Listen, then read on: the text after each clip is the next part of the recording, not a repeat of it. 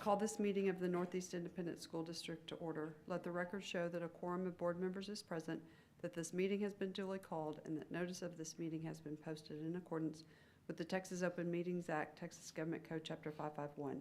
The board will now adjourn into executive session pursuant to the following sections of the Texas Open Meetings Act. Texas Government Code Chapter 551.074 to discuss personnel or to hear complaints against personnel, and 551.076 to discuss intruder detection security audits, and the time is 5:30.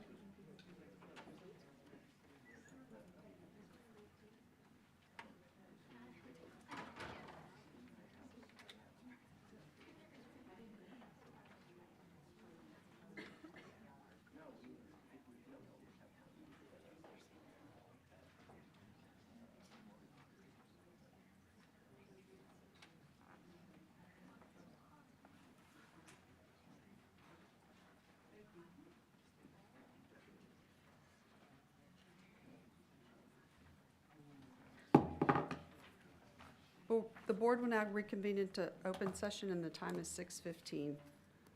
On behalf of the trustees, I would like to welcome you to this evening's meeting of the Northeast Independent School Board. This is a business meeting of the board held in public. We appreciate your attendance and request your respectful attention. We welcome your comments during the matters from the floor section of the agenda. If you signed up to address a specific action agenda item, you will be called at that time.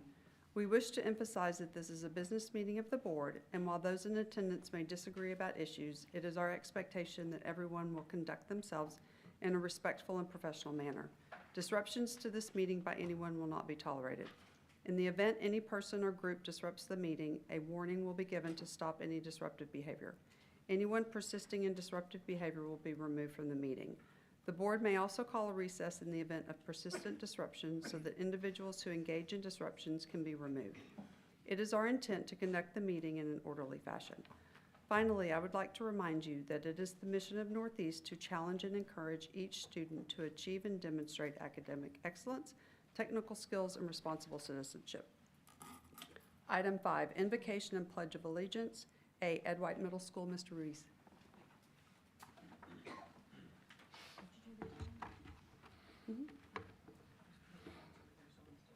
Good evening, Madam President, board members, Dr. Micah, executive staff, and guests. It is my pleasure to introduce two members of the Ed White and Data student body, Ruben Ayala and Leilani Cerna, who will be delivering both the invocation and the pledge. Ruben is an 8th grader in the Design and Technology Academy at Ed White. He's a member of the National Junior Honor Society, a member of the debate team, and a student athlete who participates in golf and football. He's accompanied tonight by his parents, Ruben and Crystal Ayala, and his sister Elena, and I would like them all to stand and be recognized, please.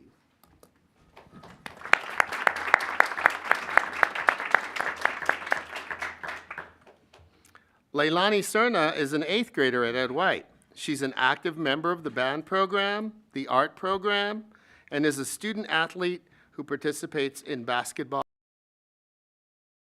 Tonight by her parents, Anthony and Salome Cerna, and his siblings, Travion and Solomon. I'd like to ask them to stand and be recognized now.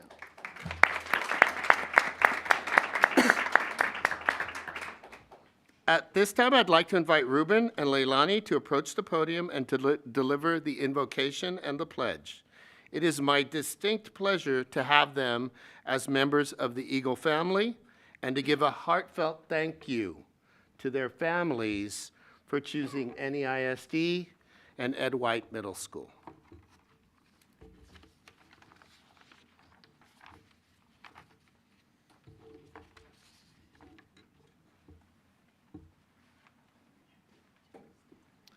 Hello, my name is Ruben Ayala.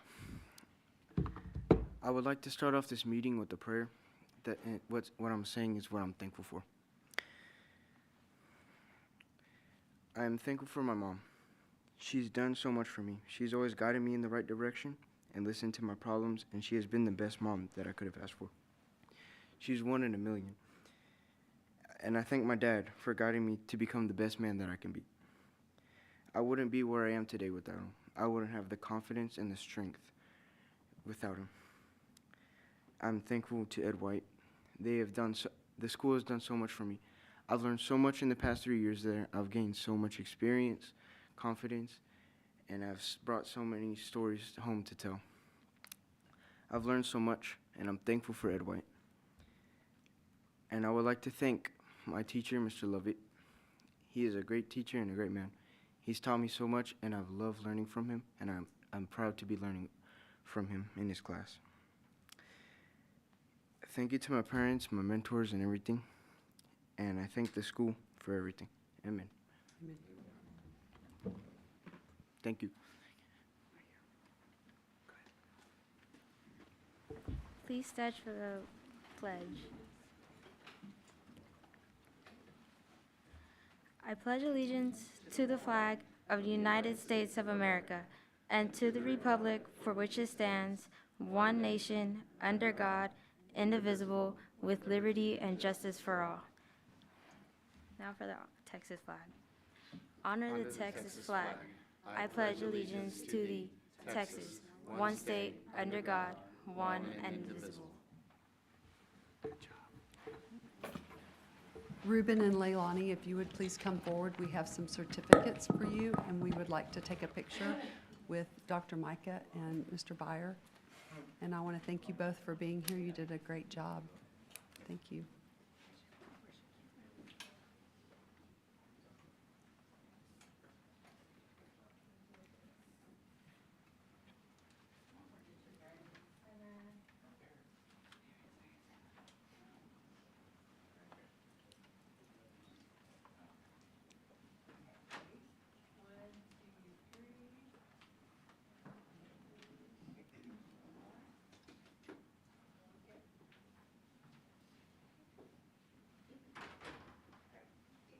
Okay.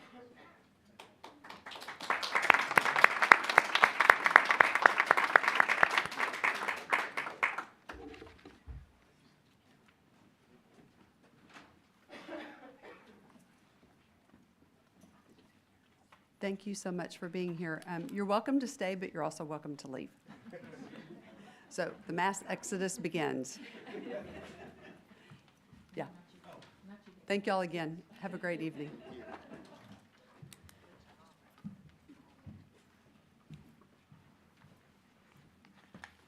Item 6, recognitions. A, President's remarks on acknowledgement of special calendar events.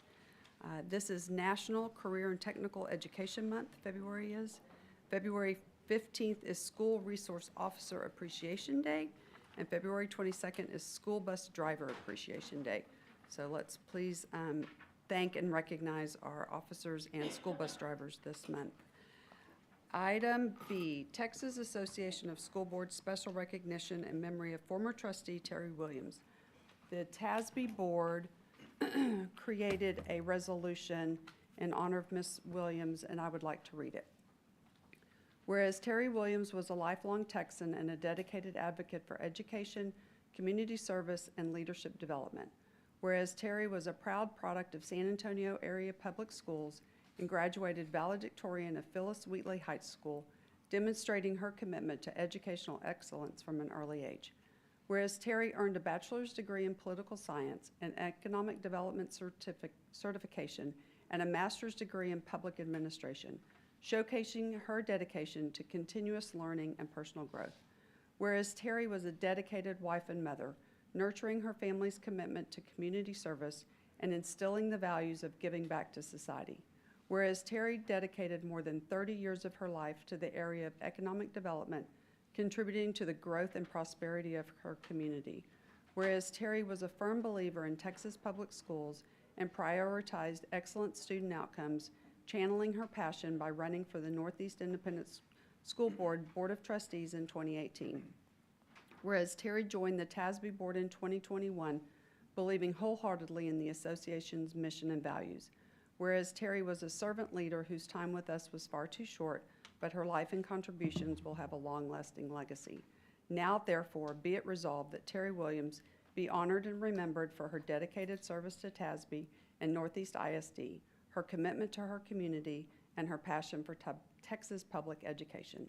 And it's signed by the TASB president. So I would like to present it to her family that's here this evening.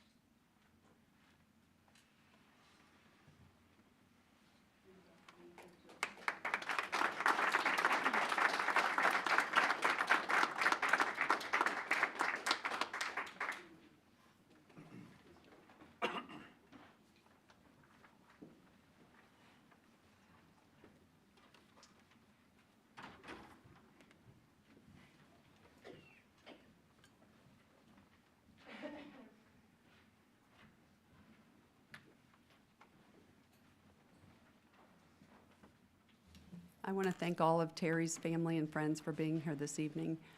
She was a wonderful person to work with, and we miss her dearly. And that's about all I can say without getting too emotional. But thank you. And I'm honored that TASB recognized her for her service and commitment to what she did for all of our kids. She was a true champion for our students. So thank you. I just wanted to say that I had the opportunity to talk to several TASB directors who were able to spend some time getting to know her. And to a person, every single one of them loved and adored her. And we're really looking forward to a long friendship and relationship with her. She's so missed, and not just at TASB, but of course, right here. Missing her every day. Thank you. Okay, item 7, matters from the floor. Everyone who has signed up to speak to a specific agenda item, so they will be called at that time. Item 8, matters from executive session. A, personnel including but not limited to administrative appointments pursuant to Government Code Section 551.074. 1, possible action regarding routine personnel including but not limited to administrative appointments. A, the assistant principal of Garner Middle School. Do I have a motion to approve as discussed in executive session? So moved. Thank you, Mr. Byer. Do I have a second? Second. Thank you, Ms. Villarreal. All those in favor say aye. Aye. Opposed? The motion carries. Item 2, possible action regarding recommendation for termination of non-Chapter 21 term contract. Do I have a motion to approve as discussed in executive session? So moved. Thank you, Mr. Hilliard. Do I have a second? Second. Thank you, Ms. Landry. All those in favor say aye. Aye. Opposed? The motion carries. Item 9, presentations.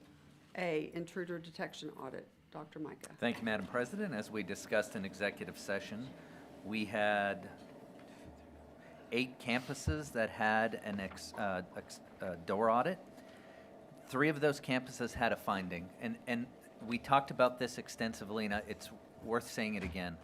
Folks, we need your help. If you're watching this video or live or on a recording, this has now become a people issue. I need your help in going to our campuses and make sure doors close behind you. Please talk to your child about not opening doors to anyone.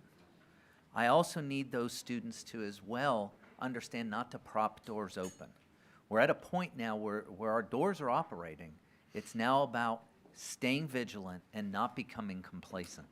So I just urge once again the help of our community to help us address this issue, because while I can send our folks out there, it's really about people doing the right thing each and every time when it comes to doors. Thank you, Madam President.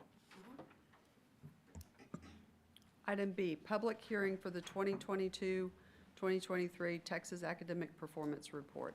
Mr. Jarrett. Thank you, Madam President, Dr. Michael, members of the board, executive staff, and guests. I would like to ask Brandy Merriman to come forward to address this agenda item. Hi.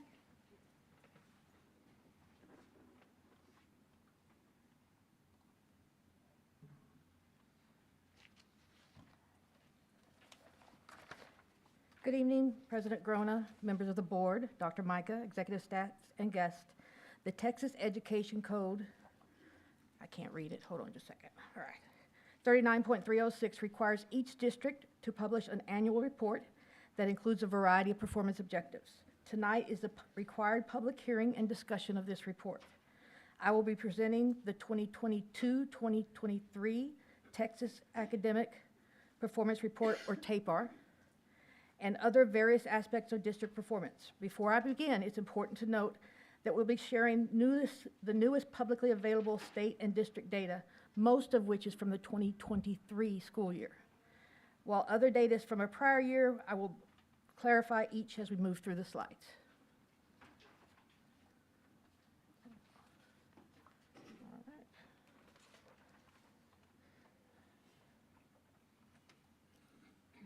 So there are 8 sections of the annual report. Many of these have been provided by TEA earlier in the year, and you have already received this information from other community meetings. The annual report referred to those meetings when possible. The first part of this report is our district accreditation status. The accreditation is recognized that the Institute maintains a certain level of educational standards. So each year, TEA assigns one of 4 accreditation statuses to each district. When assigning an accreditation status, the district considers, this TEA considers academic accountability, financial responsibility, data integrity, and program area deficiencies. NEISD was rated as accredited. Like I mentioned before, the bulk of this report is the 2022-23 Texas Academic Performance Report. This report is available for every district in the state and every campus in the state. If on the PDF that I posted on the webpage and the one that's provided to you folks, you can click the link and you can choose which campus you would like to look up, and every campus in the state has a report just like this. The report is a PDF. Our District 1 is 32 pages long. It has all kinds of stuff in it, but more specifically, it has 2 years of data, and it continues through every aspect. I can pick whatever I want to share with you, and it's a lot. So I'm going to pick a few, but if you have any questions, please interrupt. Please tell me where you need the question, because it'll be easier to go through it as we go, okay? Right. How do I get that off of there? There you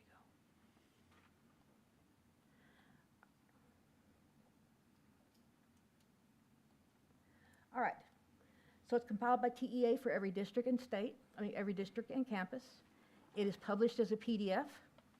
It usually includes ratings and distinctions, including our accountability rating, our special ed determination status from the RDA, which is a results-driven accountability, and district distinctions.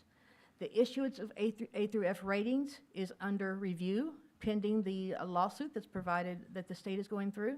So therefore, this year's TAPR, or this current TAPR that's been released, does not include scale scores, A through F ratings, distinctions, or special education determination status. But what it does include is information about each campus demographics. It includes information about each staff, each campus's staff, years of experience, the leadership, the salary, and also program information, such as enrollment in each program. I'll show you a couple things. It provides the state data for every area along with our data. So this is the state demographics. It shows how the state is broken up into race ethnicities. And this is our demographics. You can see that we are very similar to the state. We have a slightly higher Hispanic ratio and lower African American and white. Although they only give you 2 years in TAPR, I like to give more. So this actually has multiple years of data, and this is the economically disadvantaged for the state. You'll notice that the gray line is the state. When I add the region, it'll be a blue line added to it. And when I add the district, you'll see, a turquoise line and then a blue line. So economically disadvantaged, as you could see, went way up in 21, 22, and then it's dropped back down in 22, 23. You might wonder why. They changed how they would require the parents to fill out the paperwork. That 1 year that it went way up, it was only a simple 2-page report, very simple. But they wouldn't accept it anymore, so we had to go back to the long form. So it's a little bit harder to get the forms filled out by the campus. You can see, though, the 52 is kind of in line with the way we were trending before that 1 year. Our bilingual education program is something that we've been growing for the last several years. The state has increased from 18.3 to 23.2 over the last 7 years or so. The region is quite a bit lower than that. And ours has grown continuously since 2015. The GT program is another area that we have been working on, in the fact that we're identifying our kids, making sure that we don't miss any kids, that every kid has a chance to be recognized for their performance. There's the region, and here's us. And I assume that large jump was because of the district-wide testing we're now doing. Yes, because we're now Or testing in grade part of 2 it. and grade 5, Yeah. and we're also, we set the standards about what to look for teachers, and we also are doing local norming. So that all of those things help contribute to that. Whereas before it was teacher recommendation. Only and teacher some other- recommendation, yeah, correct. That is okay. correct, sir. All right.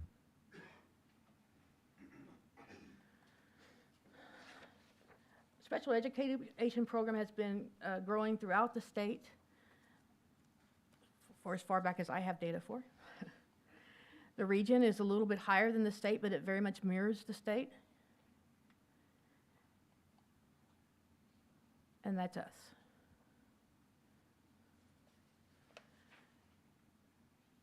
Now, like I said, the TAPR report, Texas Academic Performance Reporting Report, is a lot about the STAR test. So when you're looking at STAR test data, we get 2 years of data, 2022 and 2023. You may remember earlier in the year when I came and presented to this board about the changes in the STAR test between 2022 and 2023. So although they give us 2 years, I don't feel like it's fair to compare us to the previous year, but that's my own thing. But we did about the same as last year. So I want to compare us to the state for the most part, okay? So for example, this view right here has the 2023 performance levels for the state and the district for all tests combined, for reading and for math, for science and for social studies. And if you look at the change compared to us in the state, you can see that we have outperformed the state in every area when it comes to all tests. And as a matter of fact, we've outperformed them in all areas. And some up as many as 11 points and some as few as 1 point.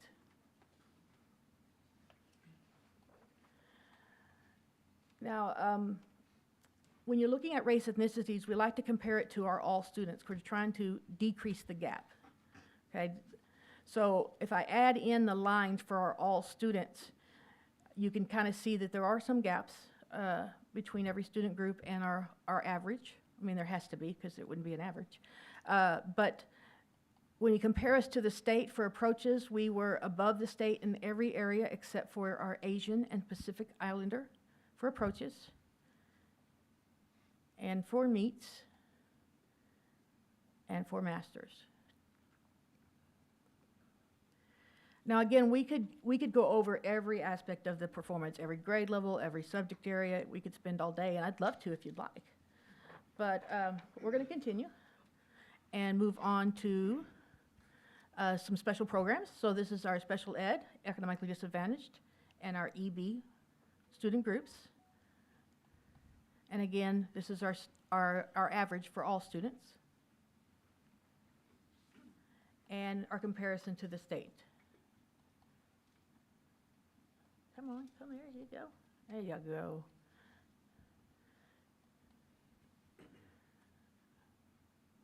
So while we're always improving in these areas, we are at least outperforming the state in all areas. Another area of the TAPR report is bilingual education, English as a second language.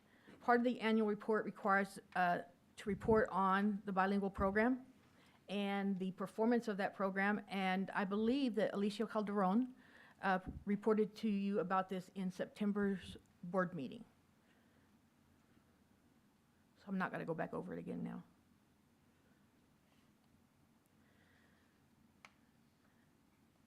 Another aspect of the TAPR report is college career military readiness, CCMR. It talks about which percentage of our kids are college ready, career ready, military ready graduates. CCMR indicators include things such as career and technical education, college prep classes, advanced placement classes, SAT, ACT results. Also, we might see some dual credit course completions, graduates enrolled in higher education programs. And I'm going to show you some of those different data points. Notice that this data point, though, is a year in the rears. Okay, it's 2022 is the most recent data we have for college career military readiness and graduation. So when it gives us 2 years, it's 2021 compared to 2022. So here is some state data for 2021 and 22, and the district data for 21-22. One thing I want to point out is our dual credit numbers might seem a little low, but we have other ways to get dual credit. We get college credit in other ways. For example, we have the AP-IB criteria, which we have outperformed the state by 10% or more, and our on-ramps program. You can see that we well increased the state there. Another area we've been working on is our IBC program. We've gone from 9% to 20.7% in 1 year. All of that to say that our college career military readiness is about at 62%. Now, you might recall again on a previous presentation that 60 used to be the A. Now, they've increased that now, 88's now the A, so we've got some work to do. And with these programs, whether they're the college ready, like the dual credit on-ramps or the industry-based certifications, are we looking at those every year for performance and cost and all that? Or is it kind of a 2-year cycle, or how do we evaluate those programs to make sure that we're getting what we want out of them? Sure. So they're evaluated every year, but ultimately what we run into is the challenge of finding staff for dual credit, which is why we diversified and offered on-ramps, because you can select a teacher for that. Our goal is really that kids have access to at least a college credit if they so choose to, or an industry-based certification, so we can meet the state expectation. As far as the program itself and far as if it's valuable, is just really looking to see how many college credits kids get, because that saves families money, and plus it's one step closer for kids to get into college if they so choose to.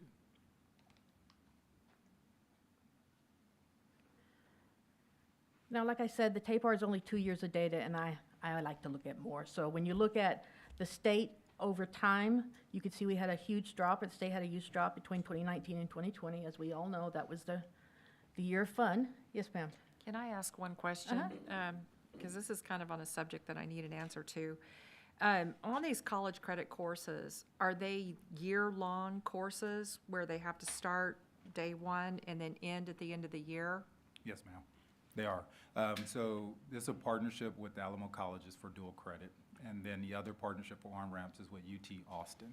And so the professor from UT Austin actually grades their exams and gives a grade at UT Austin. So essentially our students get a grade for Northeast, and they get a grade for UT Austin on their transcript. The only difference is with UT Austin, the students can choose whether they want to accept the credit in the grade or decline it. They don't have to if they feel like it's going to have an adverse effect on their transcript. Where dual credit, it goes on their transcript as a college credit. And then AP, you only earn a credit if you get a 3 or better. Thank you. So the drop was due to COVID. The region is right there in the turquoise line, and our district is right there.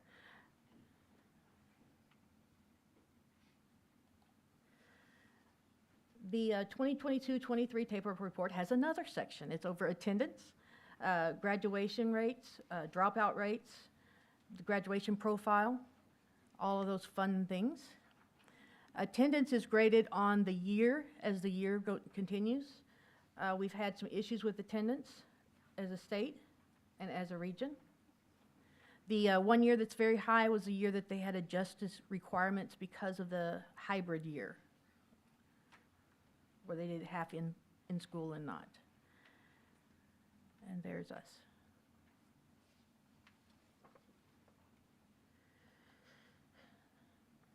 Graduation rates. This is the federal graduation rate. When a kid comes into 9th grade, that's the class that they're put into.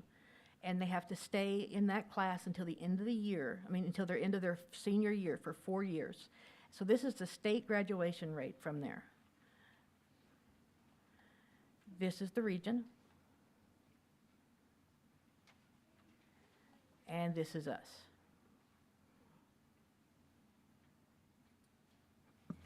So this slide caused me to pause because we've always been above the state in our graduation rate, something that, I think we've boasted about. So can you talk to me a little bit about, do we know what happened here? I'm sure it was all still COVID, but. Actually, I can't say that it's Okay. for sure COVID. What I can say is that essentially I too paused with the graduation rate. So our students are staying in school, but they're called completers, which means that they're still in our district and they're in our schools, but they're completing school in 5 years, which could be due to credits, could be due to COVID because they didn't come to school during a certain span of their educational or high school education. So we're still looking at the factors that may impact the graduation rate, but we clearly know that's an area that we need to improve in. I know, I'm sure it's not a huge percentage, but for students that graduate early, does that impact this number as well? I mean, I can't imagine it swings it. It doesn't, because you're with your cohort, so they base it on your cohort, so it actually has Oh. a positive impact on the cohort Okay. that you're supposed to graduate. So if you started in ninth grade and graduated in 3 years, it still counts towards Your cohort. everybody else that went 4 years? Because you enter high school in a cohort, and so In a you cohort. complete with that cohort. Okay. So these students may still be graduating, they just may not be graduating on time. Yes, ma'am. Okay. Mhm. Thank you. So this data, the post-secondary institutions, is not provided by TEA. It comes from our Texas Higher Education Coordinating Board, not TEA, and it's not part of TAPR. But this is a required part of the annual report, is student performance in post-secondary institutions during their first year after graduation. So what they do is they follow a graduating class and they figure out, did they enroll in the fall, in the spring of the next year? And if they do, how did they perform? So the most current report we have is for the 2019-2020 high school graduates. It is the students performing measured at a grade point average. So they give us some grade point averages for these schools, so it's kind of cool to look at them. So we have, of the graduating class of 4,918 students, we had 1,208 that attended a 4-year Texas school, and 1,116 that attended a 2-year Texas school. So notice there's a bunch that are not found. That's because, could be that they went out of state. Then it gives you their GPA, and you could add those up to figure out maybe how many have 2.5 or higher. So when I calculated how many had 2.5 or higher, we ended up with 76% of our class of 2020 that were still doing fairly well after their first year of college. And then our 2-year graduation graduates, 2-year public schools at 62% at 2.5 or higher. Last year was 83, so it's just kind of neat to kind of follow that data. We only get 1 year. Well, where are they going? This would be the 2021 and 2022 graduates. This shows you where they're going if it comes to a public school in Texas.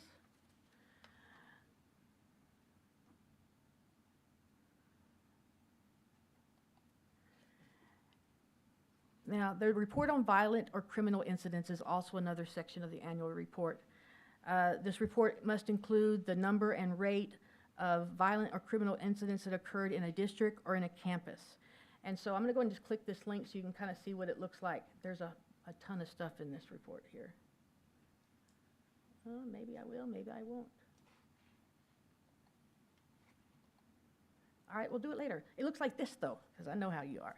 Okay, so it basically gives you multiple years across the top that you can choose. You can figure out the number of incidents, the discipline actions, ISS, OSS. It's a plethora of reports there.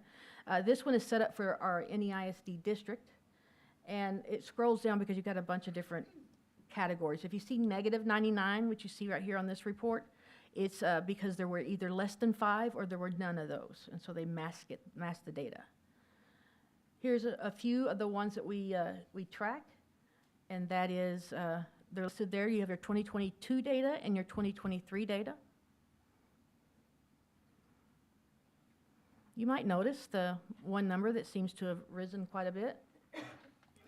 All I can say is it's because, possibly because of the easy access that students may have towards those kind of influences, I guess. It's vapes, The vapes, the THC vapes. correct. I think this next year they're going to separate those and give them 2 different criteria is what I was told. I have a question. Mhm. I know we've discussed that in the, particularly with JJA, that even if it's a charter student, that Northeast takes the hit for the charter students. Does that apply with these type of offenses also, or do the charters report theirs? So what happens for certain incidents, is Tyler here by chance? Tyler, do you want to answer this question? You'll probably do it. Depends on the incident, correct? And what they're assigned. Well, we do take those enrollments, as long as they're within the attendance area for the district, then we enroll those students, and we do end up taking the hit on those students. They are in combination with our numbers as well. And those numbers roll from each year. So sometimes you also will see a kid from the prior year that it was our student. Their data also counts again the next year, even though it was a continuation of the original placement from the prior year. So then some of these numbers are current students and charter students, then both? Is that what I'm understanding? Some. Okay. Yeah, I can get the numbers for you, but they're very, Is there a way to break that out, or it's just because they live in Northeast that's just it? well, we can break that out if you'd like to Okay. see that number. I was just curious if it was possible. Yes, ma'am. Mhm.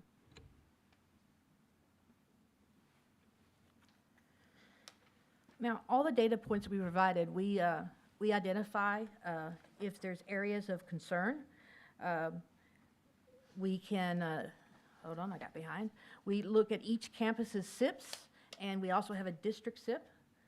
They contain performance objectives approved by the board that are based on data analysis and the needs assessments. Each campus periodically measures progress towards their goals, and they're updated and posted on the district website. The campus improvement plans were presented to the board in November's regular scheduled meeting. Along with the SIPs, they have also provided the board with the adopted HB3 goals, and that we've been monitoring for the last 5 years. It's required by section 39.306, including early childhood literacy and mathematics and CCMR goals. The progress made by the district and each campus, and this was also provided to the board in November 2023.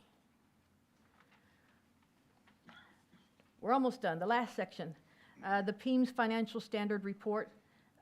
There's a TEA website that you can look up the report that was posted. They've only posted, the most recent year was the 2021-2022 actual financial report. Now, this was actually presented to the board in November of 2022 by our staff. You've actually already received the 2023 report, but TEA is a little bit behind. So this is a 2022 report, and it's required to be part of our annual report. The TAPR glossary is also included in our report. We post it and put it in a binder up front for everyone to see. It includes not only the glossary, but the following language about TEA does not include scale scores A through F, or distinctions, or the special ed determination status because of the rules pending change from the thing. We post this all on the web within 2 weeks of today's meeting. We're also going to put it in the lobby for anybody to come by and view. And if you have any questions, my information is listed right there. Do we have any questions over the annual report? I forgot I had one other question, too. Okay, go ahead. Brandy, back on slide 8, and I'm sorry I didn't interrupt you then. That's but all right. It's just a real quick one. It's about our, the form changing from a multi-page form to a two-page form and then back again. Yes, ma'am. Is there any chance or hope that will become a more simplistic form again? Because I'm concerned that we might be missing children that are going to be missing meals or whatever because of the paperwork involved. Absolutely. We certainly have the hope. I don't know. We've been talking about that quite a bit, sir. Yeah, each year, it seems to be a ongoing conversation because one of the challenges we have is technology and making things simple, but we're constantly talking about different ways that we can explore to simplify the process for our families. Unfortunately, because they have these different expectations, we're kind of tied to some of it, but we will continue to evaluate it. Any other questions? Actually, one, Madam President. I guess, Dr. Mike, it's for you and the staff. Besides the graduation rate, which was discussed, is there any other, or what's most concerning to you looking at the data and the results? Because obviously there's plenty of ways to do this, but what are y'all's concern looking at the results so far? So, I mean, there's over 300 plus data points, so, but. 2,500, sir. 2,000, to the exact number, Brandy. So to that point, when we look at fourth and seventh grade math, that's obviously a concern when we look at the data. And then, of course, our increase in our number of EB students that's coming in and having to serve those students as well. And then our graduation rates, it was something else. I had them written down. I have them just kind of jotted on the paper, but we have like 5 essential areas that are kind of glaring based on the data, but those are the ones that come Yeah. to mind right now. And the area growth. When you look at the back of the TAP-R with the number of students that are calculated as growing, that was something we talked about, because that's looking at all kids. Now, part of that is about how they're calculating growth, so there's some other pieces in there, right? But there's so many data points, and it's really about flushing out. And this is what Mr. Jarrett and I talked about, is what is, the graduation rate's the one that hit all of us real quick. It's like, what's going on here? Yeah. And the growth is a concern for us. And it's hard for us right now because we don't have apples to apples with growth, with the new test and a new accountability. But it's still a concern because we should be growing kids each year. And so one of the things we've talked about is really how do we not have this big gain and then drop off, but really maintain a high growth measure for all of our kiddos. So right off the top of my head, those are the things we're kind of focusing on. Great, thanks so much. That's it. Remind me when we're talking about attendance percentages, what is the financial impact of 1 percentage point? We've had this discussion multiple times, but.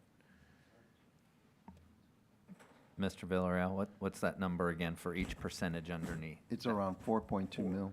Okay. And with lowering attendance rates, seeing lowering graduation rates, I assume that's all somehow tied together in some aspect. So. It is, Mr. Byer, but, so I actually, Marcus, are you in here, or is he sitting watching from his office? Maybe watching from the office. He's in the office. He's That's in the okay. office. So I actually have been digging deep into attendance, Mr. Byer, because what we're seeing are, I think we've talked about it as a board, we see this new patterns of Fridays and Mondays and that. But when you dig even deeper, you're seeing a difference between attendance at title and non-title schools. And that's really at the heart of what's going on here. Because events happen. It was cold. We see a vast difference between non-title and title schools. And so I was actually out at Almas Elementary taking a tour with a gentleman and spent some time with their family specialist there to ask some questions. And what I've actually asked her to do is help me get some parents together, because I want to hear it straight from some parents about what exactly is going on. Because I think we're trying to solve a problem that I can, with confidence, say I'm not sure I understand it fully enough, that I need to hear it from the people like those parents, that why aren't you sending your child to school? What's the impediment, if there is one, and then is there anything that we can do to change the habits? Because you're talking about graduation, but I can look at the more school that kids miss, the worse the academic outcomes are going to come. So you get in this vicious cycle, right? So we need kids to come to school, but there seems to be this pattern of it's okay to take days off, and I don't understand, and I need to understand it at a very deep level, and that's what I'm just starting to do. So my point in Marcus is he's actually developed now a spreadsheet. So each day, Mr. Villarreal, myself, and I think the rest of executive staff, we get our attendance rates each day. But now I'm getting it also by title and non-title to really kind of flesh out what is going on. Because, we can talk about money, but in the end is if we can't get them into school, we can't educate them. If we can't educate them, we just create this vicious cycle. So I want to know what we can do to help bridge that gap. I think that was my point in asking, is that it seems to be a thread that can help boost some of the other items. I mean, money aside, that's one part of it, but the learning and the graduation, and I assume that it'd be nice to know Mr. that Byer, as much as we can. Sure, and I've asked this question. I asked it of my staff. I've asked it of some teachers. And what I'm finding is I'm getting a lot of different answers, like what's going on, which tells me I need to go right to the parents to say, okay, help me understand. Talk to me about it. And I need people like that, that wonderful family specialist at Almost that has really deep ties into that community and those people and can help get the folks in the room to have an honest conversation about it so that we can determine. So once we start to have those, I will bring it back to you and I'll let you know what I'm learning because it just impacts so many things. So the report showed 2022 attendance rates, or actually was it 2021? Do we have the attendance rates for 2022?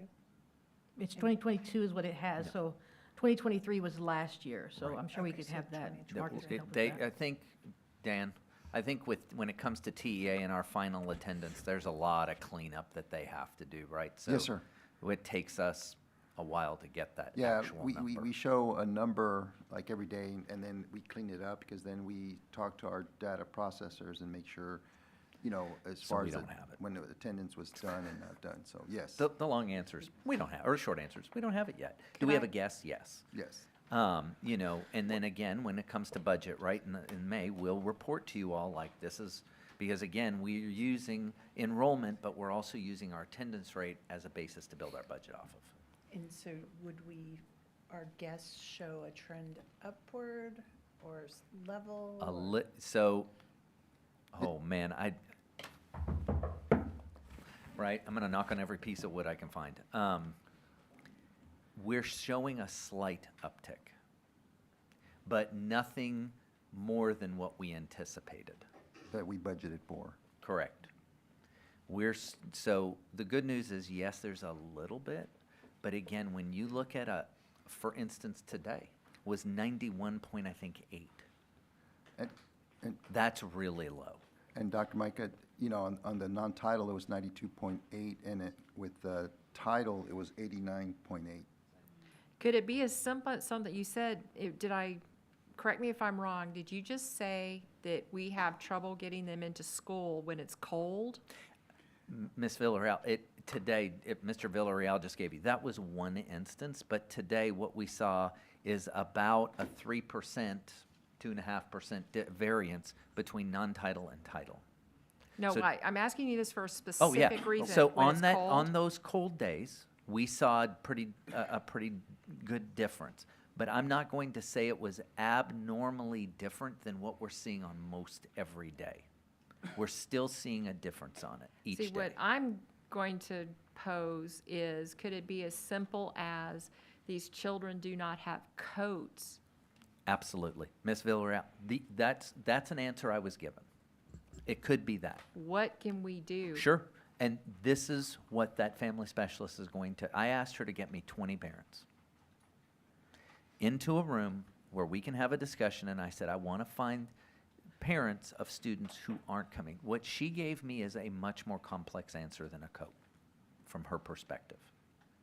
Some of those things that she shared with me, I don't know that there's much I can do or we can do, other than to advocate at different arenas, either the city or the state for some of these Understood. issues. But again, that's also her perspective. I want to talk to parents of students in our title schools that aren't coming in to ask get it right from them without a third party filtering it or shaping it, right? Like, let's just hear it. And then at least we can understand it, or hopefully understand it, to then start figuring out what's one or two things we can do to maybe make a positive impact on it. Because again, it's not just the financial impact of it, it's the academic impact. Is we're trying to make up ground with our students, and this, you know, a lot of times in our non-title, we're already, we find that some of our students are coming as well prepared as other students. So then if they start missing even more school, it compounds that issue. So what we want to do is make sure that they're coming to school, and whatever we can do to get them there, let's do it. Let's do it. Okay? Anything else on this? Okay, thank you, Brandy. Thank you. Appreciate it. Item 10, superintendent comments. Dr. Micah. Sorry, that got here fast. Okay, thank you, Madam President. Got some good news stuff. Hopefully some of this you've heard, and maybe you haven't. Congratulations to Roan Forest Elementary teacher Matthew Trevino, again, I think we're recognizing this guy, seems like every other month. And teaching partner Danielle Ortiz in the Sonito program, who recently picked up a national award. This percussion ensemble group recently won the Advocacy and Action Award from Music for All. Congratulations to Churchill High School graduate Andrea Williams from the class of '92. It was recently announced that she would be inducted into the San Antonio Sports Hall of Fame in May. She played volleyball and basketball at Churchill and went on to play both sports at A&M University. You're waiting. Whoop. I didn't say it wrong, sir. So today she works for the Utah Jazz as the team's chief experience officer. And then congratulations to all of our 2024 Teacher Trinity Prize nominees from all of our campuses, and a special shout out to Bradley Middle School teacher, math teacher Jennifer Wolf, who was selected as NEISD's overall nominee. She's a product of NEISD and a former Bradley student herself. And we had the executive staff and I had the honor of going and recognizing her. And then last but not least, I was actually over at ICSI taking a tour with some folks from the cyber industry and ran into Cyber Texas, who runs the Cyber Patriot Award, and I asked them if they had polished our trophies yet. And they laughed at me, and I said, I know we won, and we did. So congratulations to Lopez Middle School, who are the middle school winners for the year. The girls team from Lee High School is our all-girls high school winner. Johnson High School was the winner of the Open Division. That was Johnson High School Team 1. And once again, the folks from Roosevelt High School are going to be the Mayor's Cyber Cup winner, and they are going to be going in March to compete in Bethesda, Maryland for the national championship. So I think this makes 7 years in a row that we've won the Mayor's Cup. Our middle school kids have won. So great things, and what I love about it, just so you all know, is a lot of these students are going to ICSI, but that's not where their team is. Their team is back at their home school, where then those teachers and those students support those efforts out there. The cool thing, just so you all know, one of the things I think you've heard is Cyber really wants to recruit young girls. The team from Roosevelt has 4 girls and 1 boy on it.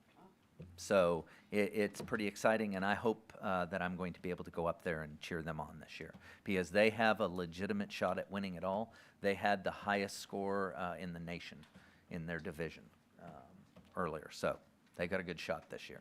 No pressure, Shema, if you're watching. No pressure. Thank you. Item 11, board business. A, discussion and possible action regarding resolution calling for a fair and transparent accountability system. Is that you, Dr. Micah? Oops, so I'll take that, Ms. Corona. So this is a resolution that some districts have picked up. I really believe, and this is it, is folks, look, and I've said this multiple times, I'm never against accountability, and I think we need measurements, and I think we need to be doing these things. The question and the frustration I think you've heard from me is, we don't know the rules before the assessment is done. And you look at this last year, for example, and again, it's in the authority of the state to make a change to this, is that they create a manual, or what we thought was going to be a final manual, only for the commissioner then to run numbers that says, you know what, actually 2022 is a little bit anomalous, and I think I got to make some adjustments. So here we go, and now we're in November, making adjustments to an assessment. This is just really saying, look, if we're going to play the game, let's just be open and honest ahead of time. Let school districts, let teachers, let principals know these are the rules, and then let's engage in the game. That's fine. Mr. Jarrett and I have talked about this repeatedly. I've never really fought accountability. Brandy has worked with me for many, many years, even as a principal. I never push back on it, but I just want to know the rules. Mr. Jarrett's frustration comes as well, because I'm tasking him with, hey, you got to make sure we're doing well and our students are doing well. And he's like, well, I don't even know what well is, right? Like, what is that measurement? So that's really what this resolution is about, is it's just saying, look, we as a school district and trustees believe in a fair accountability system that's upfront, honest, gives everybody the rules of engagement ahead of time, gives us a year so that we're not making adjustments, so that we can all just do what we want to do. And I'll leave it with this, Mrs. Grona. The analogy I always give is about accountants, right? It's tax season, or it's about to be. And It's like going to your accountant and saying, look, I want you to file my taxes and make sure you're 100% error-free, but I'm only going to give you 50% of the tax code. That's basically what happens with us when changes in accountability are happening. And in this past year, I think, is not only did we make adjustments to the accountability system, but we made adjustments to the assessment itself, and nobody really anticipated what it was going to be. And all they had to do was push pause, say, hey, let's take a look at this. Let's listen, and then implement and move on, right? That's the end of it. Okay? Okay. Comments, questions about this? I have a comment. One thing I am concerned about is that, you know, we ask a lot of our admin people. You guys are amazing. But I think sometimes we don't give clear, concise things or goals that they need to meet for us. And so I think they go way above and beyond, and they spend a lot of time going above and beyond to be accountable to us. And I'm wondering, is there any way that we can give clear and more concise direction so that they don't, you know, they're just trying to bang their head on the wall, trying to figure out what the heck we want? I think that might be part of our workshop that we're having on the Balanced District Scorecard on the 26th. Good. I think Okay. that is. Good. The, yeah. Good. Perfect. Because I've been worried about that, because you guys worked so hard. That is what's going to be the discussion on the night of the 26th. Okay? Any other questions about this resolution? Members, this is obviously intended for the commissioner of the TEA, because that's who it's addressed to. Is it also going to be sent off to the legislatures, was my core question. Is there any intent for that, or this seems to be more directed to the commissioner, because obviously he controls the accountability piece of it. Right. I know there was other language last session, so I didn't know if we were going to extend beyond that. Would you like me to do that? Not necessarily. I think starting with the commissioner and see what the commissioner comes back Sure. with seems reasonable to me, but I just wanted to make sure to understand where it goes from here. Yeah, I didn't plan to send it to legislators. Now, when I visit with them, would I mention it? Absolutely, Mr. Hilliard. I would say my Board of Trustees approved a resolution for a fair and transparent accountability system. Again, we're not against it. We just want to know the rules ahead of time. But no, I hadn't planned to send it. It was really to go to the Commissioner of Education. That's it, Madam President, for me. Anything else? So do I have a motion to approve the resolution of a fair and transparent accountability system? So moved. Thank you, Ms. Villarreal. Do I have a second? Second? Thank you, Mr. Byer. All those in favor say aye. Aye. Opposed? The motion carries. Item B, discussion and possible action regarding Senate Bill 763 on chaplains in schools. And we had people signed up to speak, so I'm going to go ahead and read the matters on the floor. This time, the board will receive comments from those individuals who signed up to speak to the specific agenda item. Speakers will be called up to speak in the order in which they appear on the sign-in sheet and to the item that they signed up to speak to. Speakers should limit their comments to the specific agenda item for which they signed up. Please remember that this is a business meeting of the board.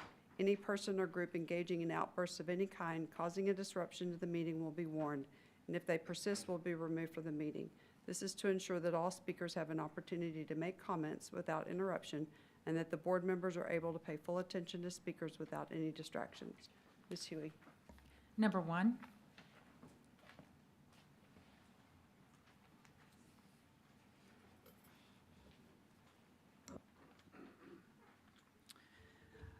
I thank the leaders of Northeast Independent School District for the opportunity to speak to you.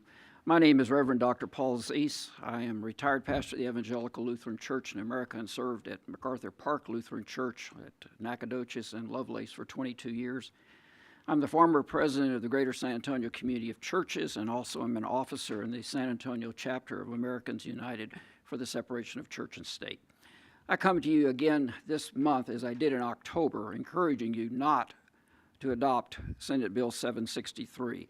If you remember back in October, I told you back in 2005 when I was president of the Community of Congregations, we had thousands of people from New Orleans come here seeking help and refuge from Hurricane Katrina. We had real problems with unvetted chaplains saying that they wanted to be helped, but instead they really put down the people from New Orleans. And it was so bad that 3 years later, when Hurricane Ike came to Galveston, we had to bring in chaplains from out of town.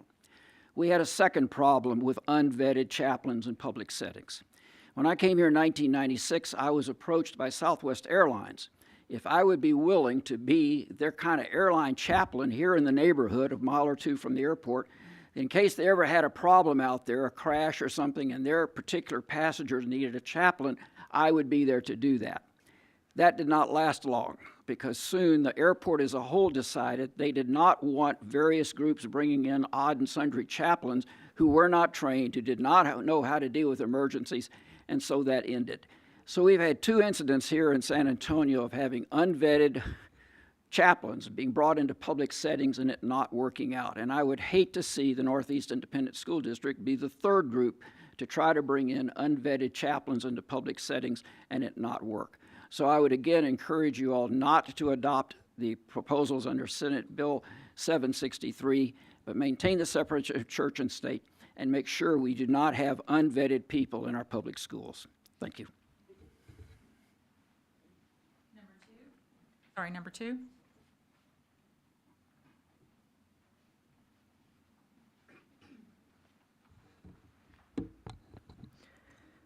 Hello, board members, Madam President Grona, Superintendent Dr. Micah, executive staff. My name is Emric Moreno. As many of you know, I'm a student at Churchill High School, member of the Charter ROTC Battalion, Speaker of the House for Churchill's Parliament, and organizer for Students Engaged in Advancing Texas, otherwise known as SEAT. I am also the Texas State Director for the Youth Legislative Action Center.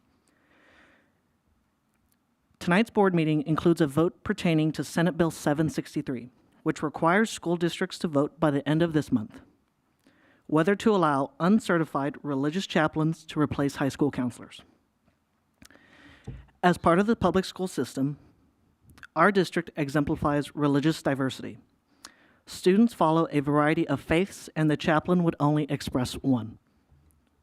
This directly goes against the First Amendment of the Constitution, which states that there must be a separation of church and state. Public schools which use government funding should not favor any one religion over another. Furthermore, chaplains would not be able to support the needs of students when it comes to the mental health, nor will it prepare the students after high school. We need quality high school counselors who know what coping methods and steps of actions take when the student reaches out for help. As you vote tonight, I ask that you consider students' well-being and best interests. I can personally testify that students need counselors in our public school system. They provide so much direction and support without attaching to that any religious learning or specific church association. Board members, Madam President, Superintendent, thank you for your time tonight.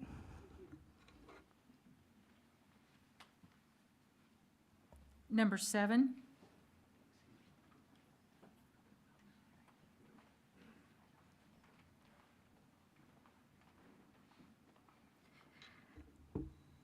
Good evening.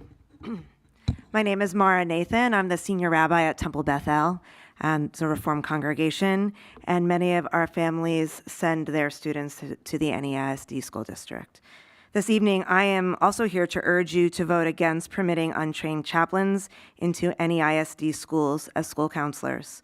First, I'd like to acknowledge that the role of a counselor in school is a unique and a special one, and I believe it should be reserved for those who have studied for and prepared to be a school counselor.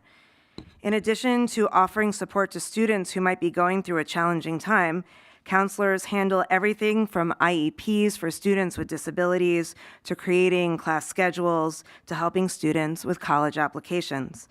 Religious leaders and chaplains, even chaplains who have similar accreditations as chaplains who work in prisons or in the U.S. military, are not necessarily equipped to assist families with these essential functions without training, internships, and deep experience.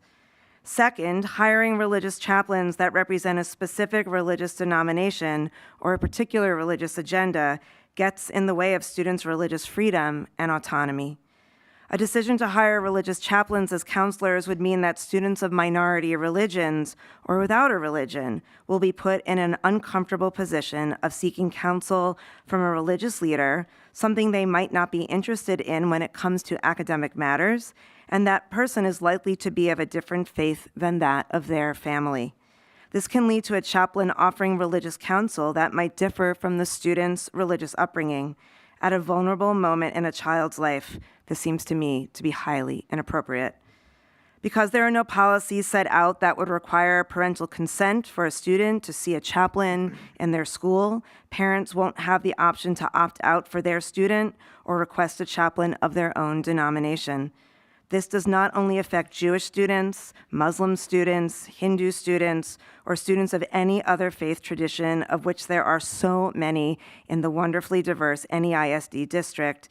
It also affects students who may or may not be the same Christian denomination as the chaplain.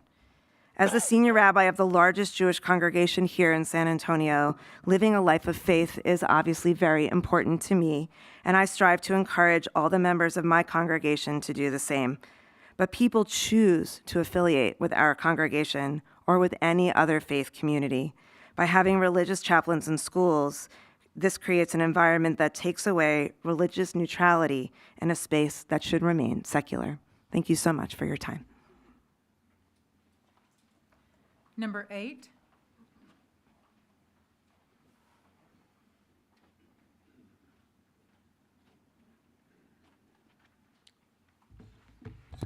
I have a copy of my remarks that I'd like to have distributed if I could.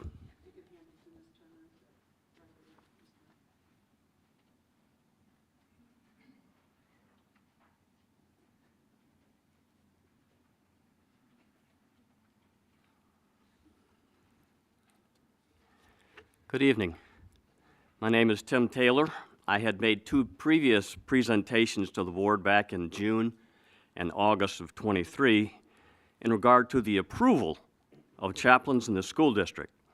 Back in May of '23, the Texas Senate passed Bill 763, which allowed for the use of chaplains in schools to assist the counselors in mental, social, and emotional needs of the students. In my presentations, I presented information that encouraged you as a board to approve chaplains in our school district. Even though it has been several months since I presented numerous positive reasons for you to vote for having chaplains in the schools, hopefully you've had a chance to reflect on some of the remarks I had made at that time. I'd also given you a written copy of those remarks so you could study them at your leisure.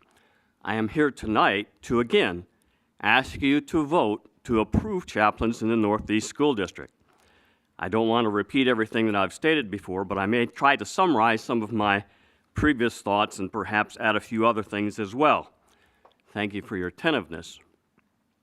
Let me review with you that chaplains play a very vital role in all of our society. Chaplains are involved in practically every type of organization, including government, corrections, business, sports, nursing homes, hospitals, law enforcement, and military. All these organizations see the importance of having a chaplain's presence to help assist the people in all the various life issues that we have to deal with. Students are no different. They also need assistance in dealing with all the multitude of situations in their lives. Chaplains can give the compassion, care, and concern that students are needing. When I was a chaplain with the Texas Department of Criminal Justice, I spent part of my time counseling inmates when there was a death in their family. It was a very traumatic time because most of them could not go to the funeral and were only allowed a phone call that I monitored.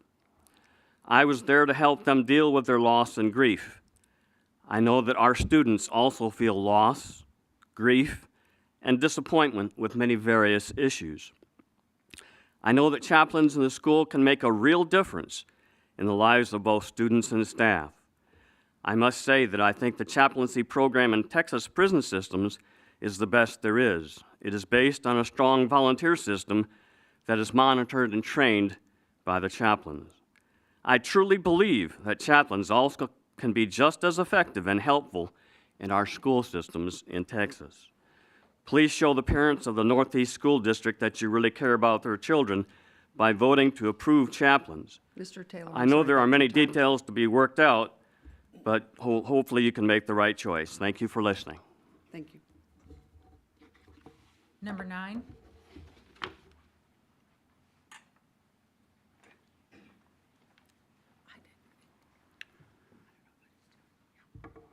Good evening. My name is Patrick Von Dolan. I'm in District 5, and I'm a husband and father of 9 children, 8 of whom are either or have been through the NEISD system.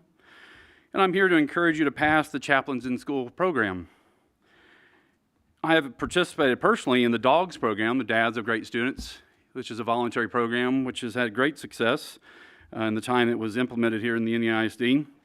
But I thought it was particularly interesting as you had the annual review of your academic year that the graduation rate for 2022-23 in the state was 90%, NEISD was 89.4%. I think I got that right. Ms. Grona indicated that she'd never seen the NEISD below Texas on graduation rates. I'm not sure if y'all corrected that or not, but how would you like to increase the NEISD graduation rate for students without a direct cost to the NEISD? Sounds pretty good, right? Well, you can. Much like the DOGS program, Dads of Great Students, this is a voluntary program that can be a voluntary program with chaplains in school. And it improves student and teacher life so that teachers and students have a marked increase in their participation rates and lack of absences. So verifiable evidence in chaplains in schools reveals over the last 30 years, student assault on teachers decrease, teachers' absence rate decreases, teacher job satisfaction increases, school safety increases, student STD rates decrease, student pregnancy rates decrease, student suicide rates drop to 0. Not in a single ISD where there's a chaplain in a school did they have a suicide. That's remarkable. ISD expenses reduce or decreased. So I sent this evidence to each of you this morning, and I don't have it here with me, I apologize. But another example from your numbers this evening in the annual review I thought was interesting. Violent and criminal incidents in the annual report tonight. Conduct punishable by a felony. It increased from one academic year to the next, 21-22 to 22-23, from 12 up to 15 in one academic year. Conduct punishable by a felony. That's a significant increase. So if conduct punishable by a felony increased from 12 to 15 in one academic year, what's the percentage increase? I know all of y'all are great math students, so it's 25%. I'll do the math for you. That's a 25% increase in conduct of a felony. Moreover, it's safe to say that the attendance rate of students will increase as well. It's fortuitous that we're having this conversation tonight and the providential that you're discussing chaplains in school tonight on the night of your annual review, because you're seeing evidence of what's happening in schools. The evidence here, it points to a voluntary chaplains in school program can significantly impact your rates here and improve them. Superintendent Micah, you made a comment, let's do whatever it takes to increase to increase student attendance rates. Mr. I think you made it. Your time. This is a program that will do it. It's voluntary. There are standards in place that can be met. Thank you very much for your time. Please pass the chaplains in school. Thank you. Number 15.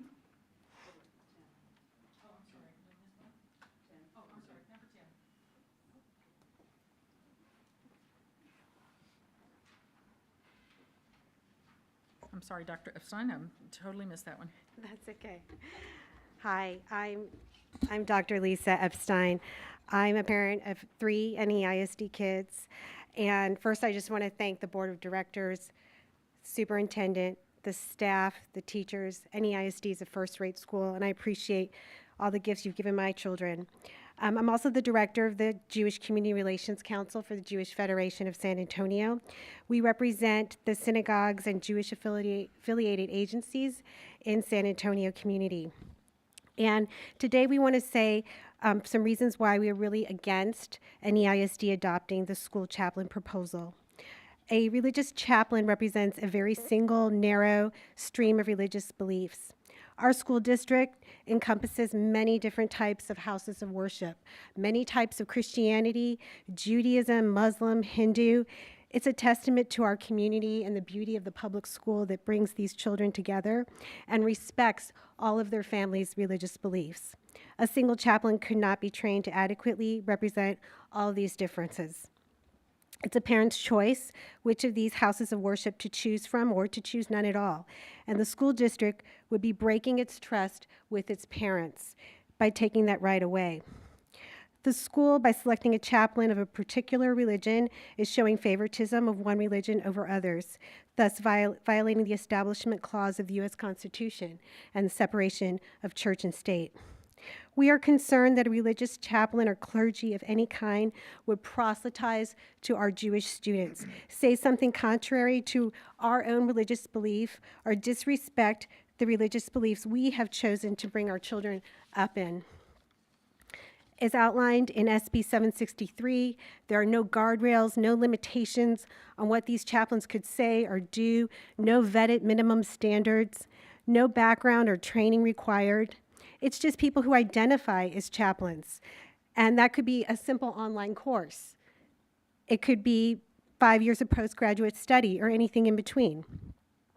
Clergy representing a range of faiths and training from across Texas have said that their training does not qualify them to be school counselors and are concerned about the impact of this law, and I have copies of that letter here.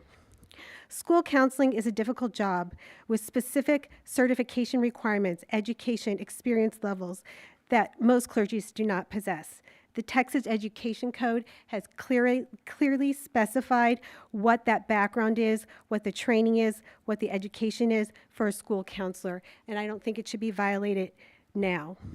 Allowing unqualified people to counsel our NEISD children could expose NEISD to lawsuits. We are against NEISD adopting this policy and are concerned about the harm it could do to our Jewish students and to any NEISD student needing a professional counselor. Thank you. These are the Doctor, copies. if you'll hand them to Ms. Turner, please. Okay, and now number 15.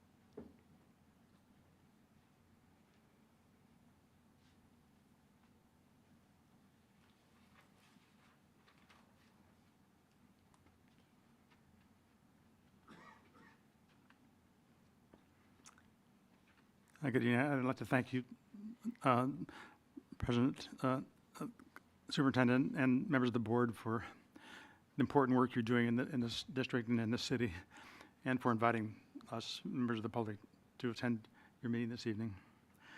And I want to echo the remarks and suggestions of a few others who preceded me, and implore to ask you please not to adopt the chaplaincy option for public school counselors. I'm sorry to interrupt, but could you please state your name for the record? Oh, I'm sorry. That's I'm okay. sorry. My name is Dr. Don Maher. Thank you. My wife Lauren and I have been living here for over 22 years here in this district, and we have 3 children and 5 grandchildren scattered around the country. And my work is before I retired, but I had worked for many years as a public school teacher and private school teacher in elementary school, and as a professor in a community college, and then after that worked for over 20 years in educational publishing, most recently with Pearson. But I never worked on the Star, so. But I was responsible for the development of the state assessments that were used in Mississippi. So I've met on many occasions with groups of faculty in Mississippi, teachers and board members, state members of the Board of Education. So I have my whole career has been involved in one way or another in education. And I spoke earlier today with an acquaintance who's on the faculty psychiatry at the Health Science Center here in San Antonio, and private practice in Miami. And she suggested something to me that I had discovered for myself in looking at curriculum requirements for both chaplains, religious chaplains, and for school counselors. And one thing that school counselors need and are trained in, the chaplains are not, is psychotherapeutic methods. I fully understand and appreciate the importance of chaplaincy for the spiritual, religious counseling that they can provide, that they're trained to provide. But I don't see any reasonable justification for allowing them to work as uncredentialed in a role of school counseling, which has very specific and very clear requirements in the state of Texas for who can be licensed to practice as a school counselor. And I don't see the same preparation in what I've been exploring in preparation for the chaplaincy, which is specifically designed for prepare a person for spiritual and religious counseling. And it seems so clear to me that in a school setting, what students are needing is academic counseling. Dr. Mayer, I'm sorry to interrupt, but your time is up. Oh. Thank you. So again, I think you get my point, and I appreciate you for your listening to me and to others here tonight. Thank you. On such an important issue.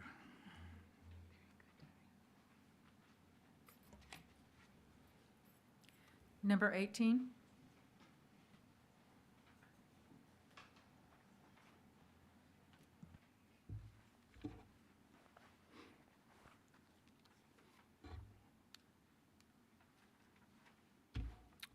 Good evening. My name is Jerry Mulder. I'm a retired college physics professor living near Northwood Elementary School. My ignorance of most of human knowledge remains in spite of my efforts to reduce my ignorance. Until last week, I was ignorant of the qualifications to be a Texas counselor or to be a chaplain. Those requirements do not overlap. You've heard that from previous speakers. That suggests that our state legislators and governor, their motives in passing Senate Bill 763 are suspect. And that reminds me of the 10 Commandments in the Classroom bill that did not pass. Only in the last 10 or 15 years in my retirement have I reduced some of my ignorance of the following. Our Constitution is godless. Thomas Jefferson was not a Christian. There is a book called the Jefferson Bible. The 1797 Treaty of Tripoli declared we are not a Christian nation. The Establishment Clause of our First Amendment, which has been mentioned from previous speakers, makes it clear that our founders wanted religion and governments separate. Those are just a few of the things that I've only recently learned about early American history. Remember, I'm a physics prof. Last year in this room, from a fellow citizen, I learned some additional important details about early American history. Trustees, perhaps you are learners too. It is in the best interest of our children that NEISD hire qualified counselors, just as you, I hope, hire qualified teachers. It would be harmful to hire a plumber, a mechanic, lawyer, chaplain, sales clerk, preacher, doctor, business executive, or a retired college physics teacher to counsel our children. Don't do it. Thank you. Thank you. Okay, and that's all who have signed up to speak to this agenda item. So, would anyone like to open the discussion regarding this? item? Sure, if we're, Go ahead. if we're so inclined to. I know we had some brief discussions about this last year, October. I know several people that spoke tonight came and spoke at that time as well. And looking at the Senate bill that was actually signed into law, I think there's some just, legal language. I'm not an attorney, so I'm not going to interpret it, but seems somewhat clear that in the way this is spelled out is that they've added chaplains to several portions of the bill. And it talks about that individuals need to be trained in restorative discipline and restorative justice practices. They need to have, they need to provide behavioral health services. They need to develop and implement programs focused on restorative justice practices, culturally relevant instruction, and providing mental health support, and provide programs related to suicide prevention, intervention, and postvention. And so when I look at the information we've received or heard from counselors about their certification process versus a chaplaincy program certification, things like the word being trained in certain types of discipline and behavioral health, mental health, I have some concerns with having individuals that don't have those certifications that we require of our counselors in the schools today. Same way we try to, as best we can. I know there are some certain career technological programs that we can help teachers come into the school and help them get their certifications, but our core classes, we wouldn't necessarily drop our standards just to get people in the door. We want quality people. Same with our counselors. We require them to have years of study, certifications, and know how to handle children and students in our schools. So I think right off the bat, and we can discuss this further if needed, but I think some of the language in the Senate bill really gives me pause, just in the fact that there are specific things that, even though it's a very vague, as I think we've all agreed, it's leaves a lot of room. And I have no doubt that there are school districts in this state that can help, that this is helpful to them to support some of the programs that they maybe can't hire.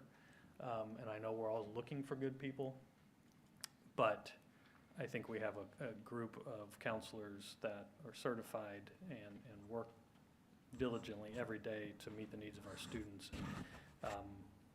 So I think we have that standard that we want to uphold and not deviate from that. We also have a policy that allows for chaplains to be volunteers like any other volunteer in the district, and I don't think there's anything wrong with that. But that's the same thing they would have to go through any other volunteer to step onto a campus, and they can volunteer their time.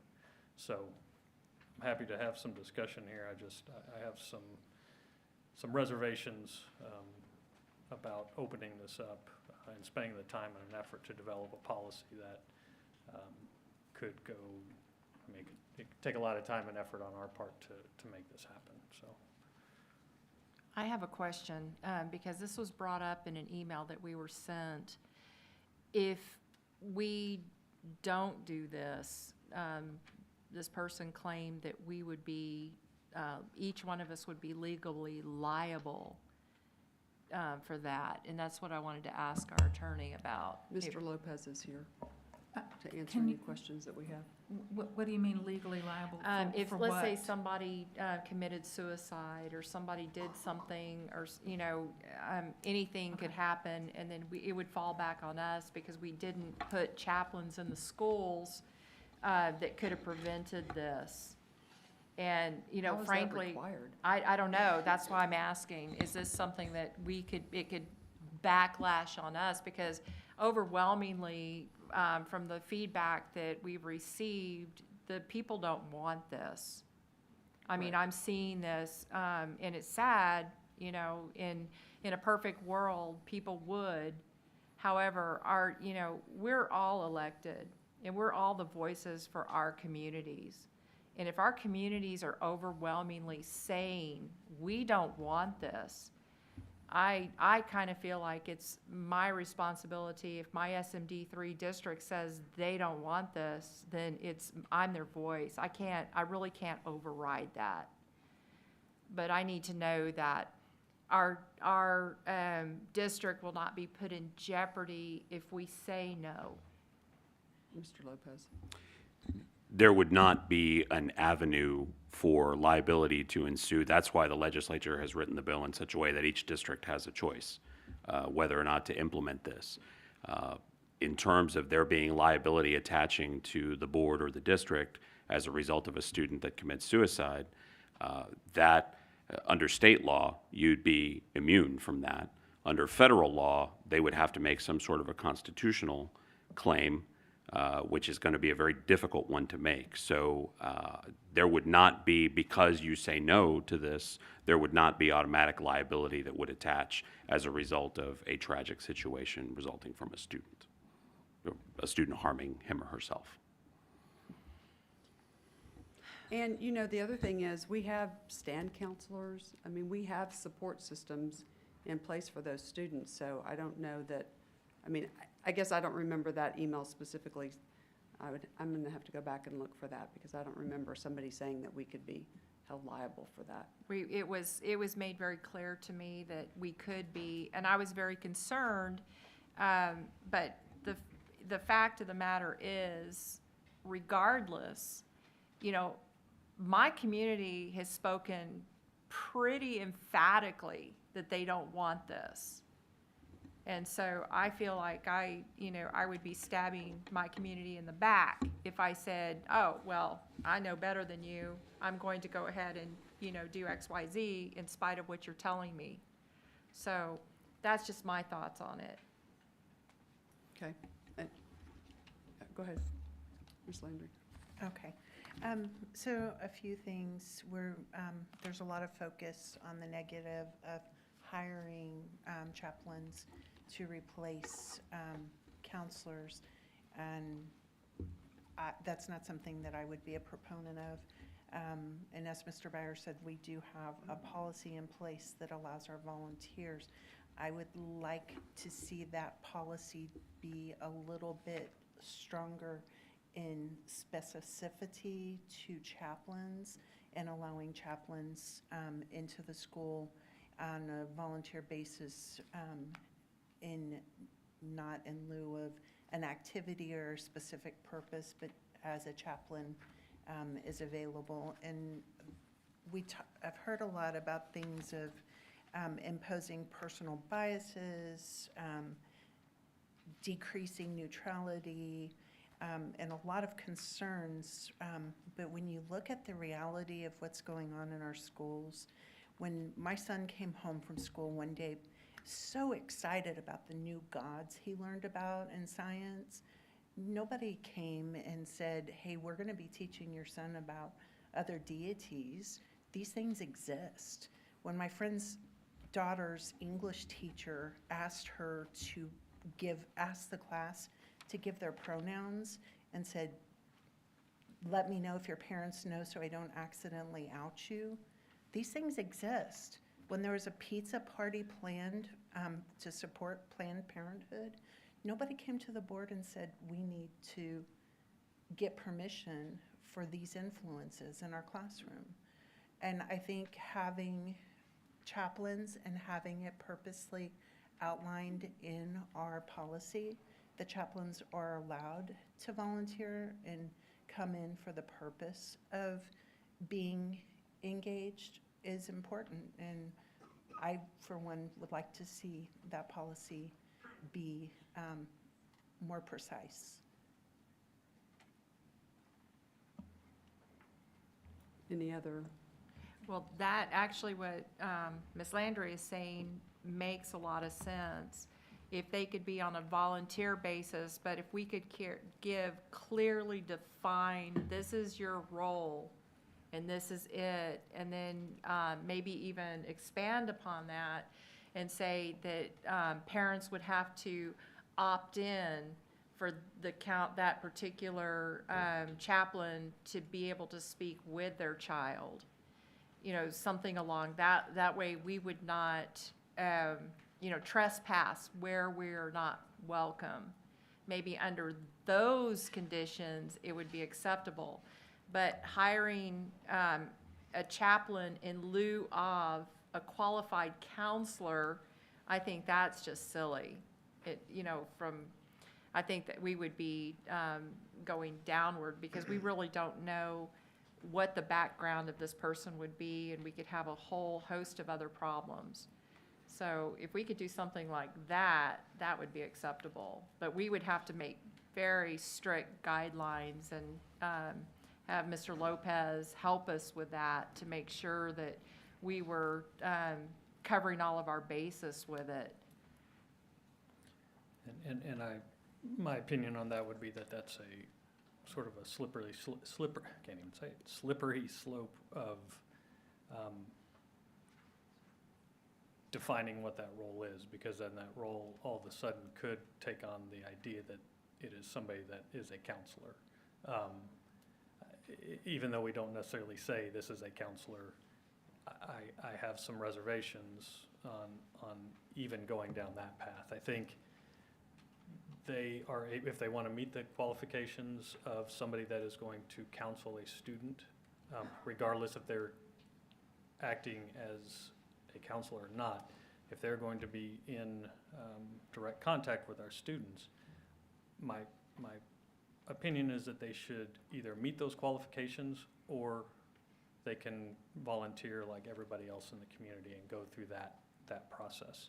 I just think that to get to that specific language is, we're going to miss something. Even with attorneys, even with the 6 of us trying to work through that. Unfortunately, people are looking for an opportunity to get us, let's just say. And that sounds more negative than I mean it, but in today's age, we know this, that everybody's looking for an opportunity to highlight something in a school district. And you know, in my own personal life, I have sought counsel where I needed to in my spiritual life. My family participates in things that gets them, and I think our community can go find that if they want it, whatever that looks like to them. I think they can go out, they can participate, not participate, whatever that is. And again, I have no doubt that this is helping some smaller school districts that cannot attract the certified counselors that we can, even though we are having difficulties finding staff these days. I think the folks that we have in place and the ones that we're continually trying to recruit and the partners we have contracts with that are also supplementing our staff, they are the ones that know how to handle this, and they are the ones that know how to do this with our students.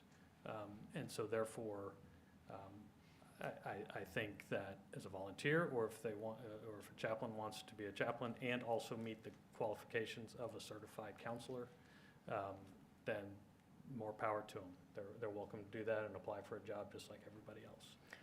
Outside of that, I think it's a personal decision that you can find in any community that we live in our district, and you can go find that person that speaks to you, that you can talk to, that can, you know, guide you through whatever trouble that you may be having. I did have one question about this, because this is all part of the safety and security allotment, if I'm not mistaken, with It the way can, the it Senate can bill is be, written. the way I understand it is there's an option, and that's where that specific areas they would have to be trained if you're going to use safety and security allotment. Okay. If I understood what I read correctly, I may have not, but there was, they broke it out in a separate section. Got it. So, I'm sorry. Go ahead. I don't know where I read this, so Dr. Micah, correct me if I'm wrong, but was this, maybe not the initial intent, but was this to more help rural areas versus urban school districts who maybe are having trouble finding counselors, and so they wanted to use chaplains? And I don't remember where I saw that. Or did I dream that? I don't know if you saw it, but I have heard it from some of our state representatives who voted to support this. Okay. And when questioned, they said that they, while they may not support it for all districts, but that they felt that some rural districts might have the need. And so Okay. where they consider themselves, although they knew that their area did not support this, they felt from a statewide viewpoint that particularly Some of those small smaller rurals. districts. Yeah, so that's Okay. where we may have been at the same legislative conference or something like that, but that was, I know I questioned a couple of legislators about it. Okay. About the why. Because I think, you know, specifically here in Northeast, we've got the resources to help our students, you know, and I mentioned stand counselors, we've got T-Chat. I mean, I think we've got a lot of other resources to where I think, to David's point, it's a slippery slope to try and do a policy to say chaplains can volunteer as a chaplain. I just think that there's room for somebody to talk to a child, and that child goes home and mom is not happy, and then, you know, we've got an issue on our hands. But so I have heard, and from a lot of people as well, Ms. Villarreal, to your point, that, you know, they're against any form or fashion of doing any kind of policy. And I think all that we're required to do is to take a vote that says either we're going to do a policy or we're not. So I think that's what we're required at this point. Is that correct, Mr. Lopez? Yes. Okay, thanks. And so just,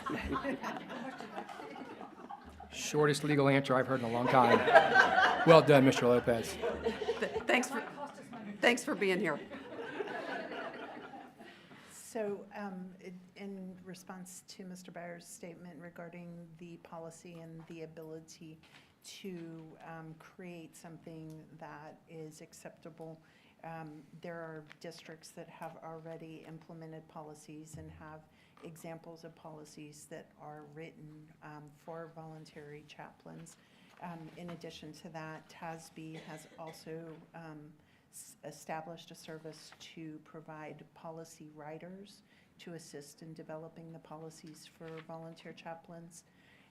And then just today, one of our teachers wrote us, and in her argument for maintaining the health requirement, said that our student suicide rates are the #1 killer of teens today.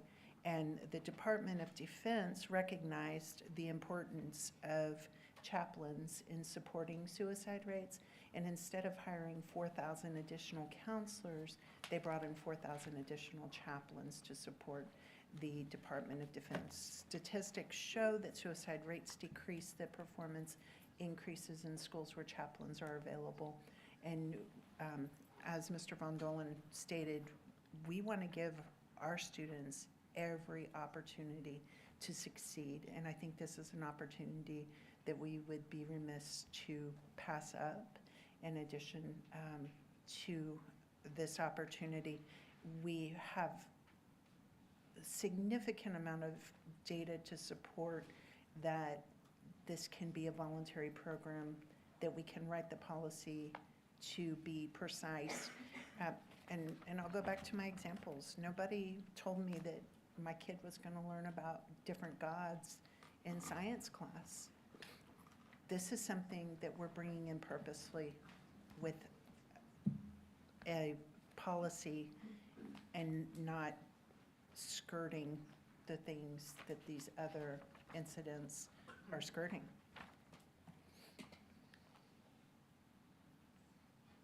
So, I'm sorry. Yeah, well, I got one question and then I think a statement.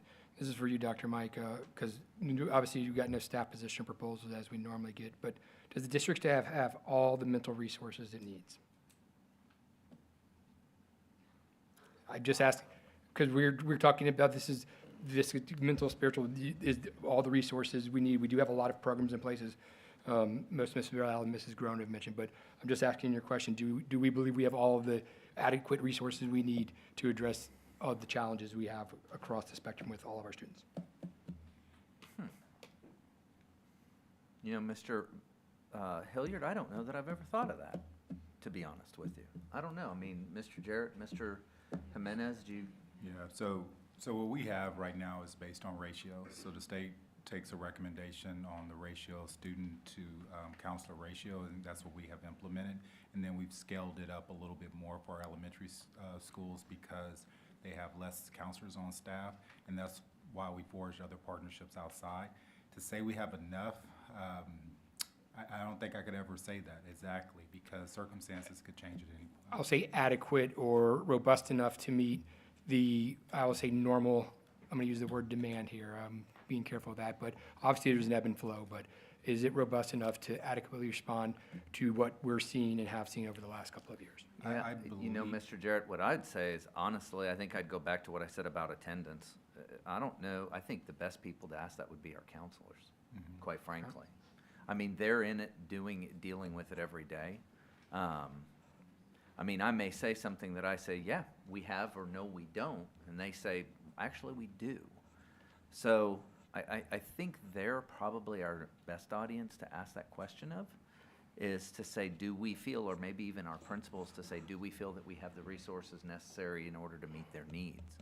Because in the end, I'm not in the school each day, and I'm not sitting there delivering it. Sure. So that might be the best people to ask that question. Obviously, that won't get an answer right now. I got one more question. And then Sorry. So obviously, we have a longstanding policy, as Mr. Byer, Ms. Landry talked about, is volunteers, if they're qualified, they can come on. We don't ask any volunteer their religious affiliation or their vocation that I understand, nor do we ask that of an employment of any employee. Is that correct? Just to be perfectly clear, right? To understand what our current policies are, that if you meet the basic background check, you can come on, and we don't say, oh, you're clergy, you can't come on, or oh, you're X, Y, or Z, you can't come on, or we won't employ you. Just want to make sure that we're very clear on that. Yep, we cannot discriminate based on age, gender, religion, correct. Those are protected classes, so that's correct. Making sure that I'm on this. Okay, I'm sorry. Oh, Thank no, you. I apologize for interrupting you. I didn't realize you weren't done. Ms. Landry made a good point. You know, the fact that the Department of Defense, or what, DOD, was it DOD? Okay, brought in 4,000 chaplains rather than 4,000 counselors, and it did help. What would be the possibility of doing a pilot program, pick one school, try it, and see? Not all the schools, just one. Or are we locked in if we even tried it in one school and then got opt-in, from parents? Whereas if that child did not have an opt-in, then that child would be exempt from being able to speak with the chaplain. That way we wouldn't tread on any religious toes or anything like that. How would that work? Mr. Lopez?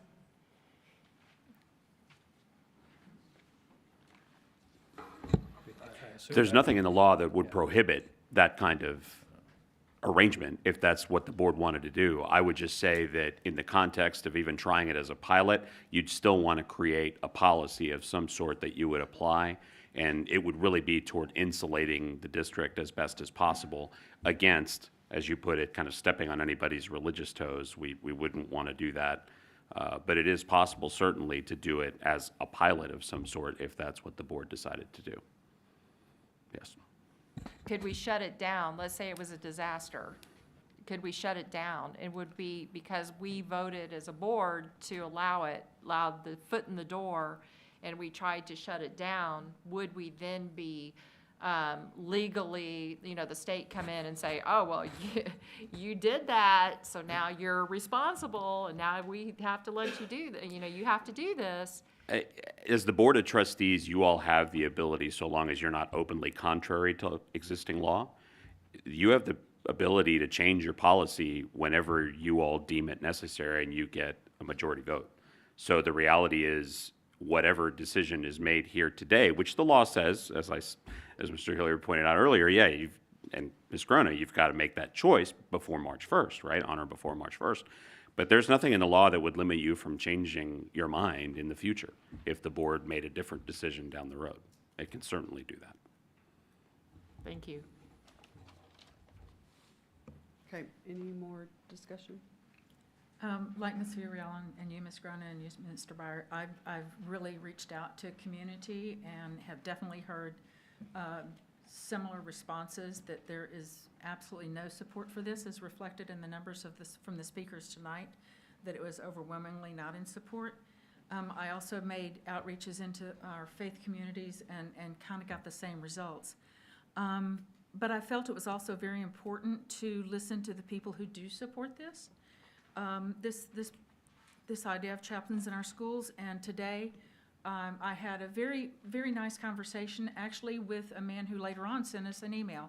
He's in Oklahoma, and he is the CEO of National School Chaplains, which we have received a lot of information from that group. And very nice man, very nice to talk to. And I was able to ask him a lot of questions that concerned me. I feel that having chaplains in school, and this is coming from the parents that I've talked to, so I'm taking their words here for us tonight, that this opens the door for a potential for a child being influenced by someone that their parents do not agree with. And so one of the questions that I asked this CEO was, he said that their list of chaplains has been vetted and background checked, and they have some very high standards for the chaplains in their program. And I asked him if that would be available to parents, if they were interested in having their child talk to a chaplain, could they reach out to his organization and say, who's in my area? Because he told me it is arranged by zip code. So that someone, but he said it's not available to parents. It is only available to schools. Now, his organization does have chaplains in ISDs, also in private schools, and they are spread across, he said, across the world. So I wish that if there were a parent that wanted the services of a chaplain of a specific religion, and he said all of his chaplains are only Christians. They have no Jewish, no Islamic, no Catholic, only the Protestant faiths. No, I'm sorry, I may misspoke there. I don't remember if he said the Catholic faith. So their only availability was Christian. And that, as has been reflected tonight, our district is diverse both in so many, many ways. I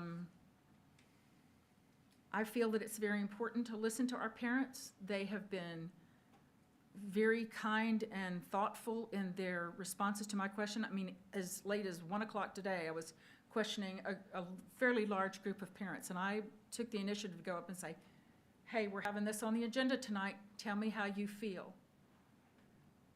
And some of them I know personally, and I know they're extremely faith-based people. One actually does missionary work in Africa, so I feel pretty strongly about her faith. And they were very non-supportive of this.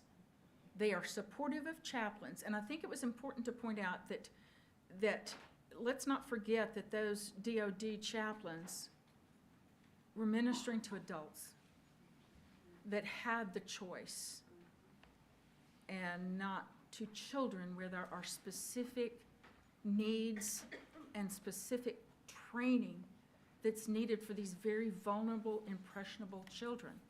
So I think it's vital that we listen to our parents, we listen to our faith community, and support them in this, and keep our volunteer policy that's already in place. And we do those careful background checks ourselves, and I think that's where we need to just stay. But I do appreciate listening to the people who did support this policy, talking to the CEO today, and to one or two other people who did reach out I do appreciate hearing their voice and their comments, but it was truly an overwhelming voice to not do this in our schools. Well, and I'd like to add, I appreciate hearing from students as well, because I think, they're on the front lines of who this is going to impact. So I appreciate that, they're sending their thoughts and coming to meetings and voicing their opinions as well, so, okay. Yeah, I just wanted to think, very clear that we need to keep counselors. Any consideration for the chaplains would have to be a volunteer there. I think I've heard everybody kind of, I think at this board, there's no discussion about trying to replace counselors. So I just want to alleviate any fear, at least from what I've heard. I don't want to speak for any other trustee, but it's what it sounds like. I'm in agreement that we absolutely need to keep our counselors for what they do. Understand your point, Ms. Landry, as far as that volunteer thing, and maybe that's something we look at, but we do have to make a decision now. As far as this particular Senate bill requirement by the end of this month. We do have one more meeting, we could possibly push it, but definitely want to keep our volunteer process as it is. If you meet the background requirement, we're not going to specify what your job, vocation, religion, because we're not going to deny anybody. That is not going to, as long as they meet the requirements, same with the employment pieces we already discussed. So, but there's merit to it, but I think at this point we have to make a decision for clarity now and then maybe possibly further discussion down the road, because there's nothing that says, as Mr. Lopez says, we couldn't come back and revisit this later if we had more time to develop it, get more input. But for here and now, definitely keep the counselors and continue to respect our volunteer process, which is open to all those who qualify. Can I add something to that, Mr. Hilliard? You brought up a really great point. And one of the other paths I went down is looking at counselor certifications, and I pulled up A&M. I pulled up A&M just for you. No, and a couple of other, just randomly pulling up, it's like, how to become a school counselor in Texas in 9 steps. And each of these steps, it's not 30 minutes, it's like 2 years. And let's not forget that our school counselors, we just spent a week celebrating School Counselors Week and lifting them up and being so grateful for everything they do. These are people that have taken the extra step to help our children by gaining this counselor certification. They were already a classroom teacher. Classroom teaching is part of this, of their certification. So let's not disrespect the work that they've done, and make sure that they know that we value them as the educators and protectors of our children that they are. So I'm going to ask if I have a motion on whether or not. Madam President, I'd like to make a motion to maintain Northeast policies as they are today and not develop a specific policy related to chaplains as counselors within our school district. Okay, do I have a second? Second? All those in favor say aye. Aye. Aye. Opposed? Nay. Okay, so that motion carries the policy. We will not create a policy for chaplains. We will continue with our existing policy. Item C, discussion and possible action regarding high school health graduation requirement. And we have some people signed up to speak. Ms. Huey?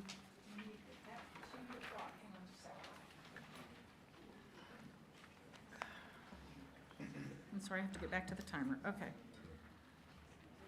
Do you need to just remind them that the same rules apply? Yeah, same rules apply.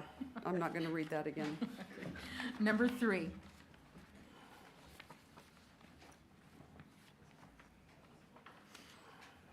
good evening, everyone. I'm here to change gears. We are going to the high school health credit. And my name is Tracy Rudnick, and I'm a teacher of NEISD, and I've had 2 students go through.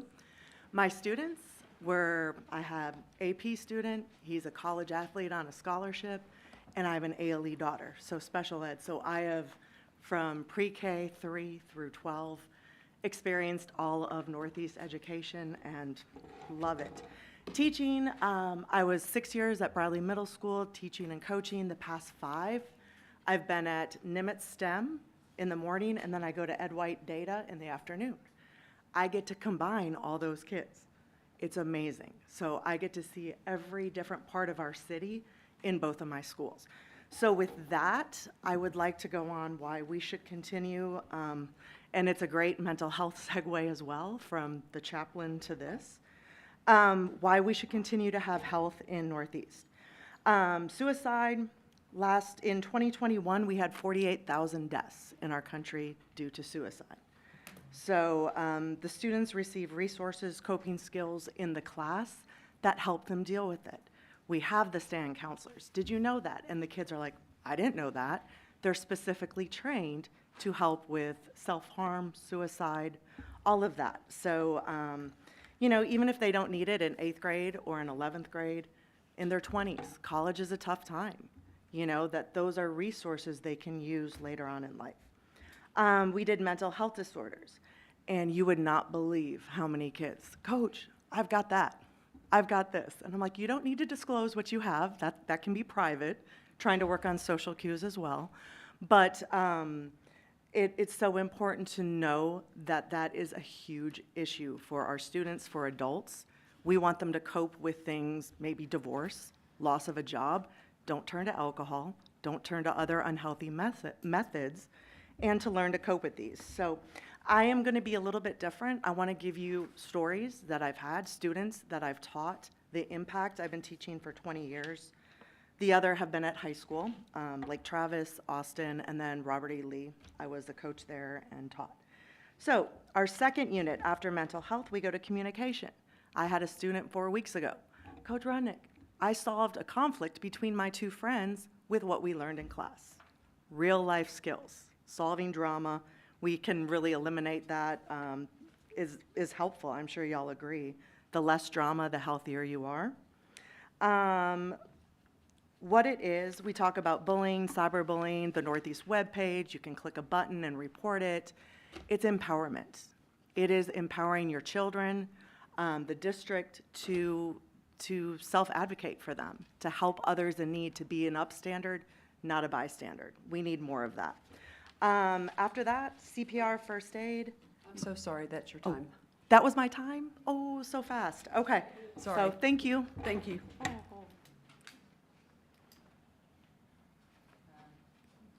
Number 4.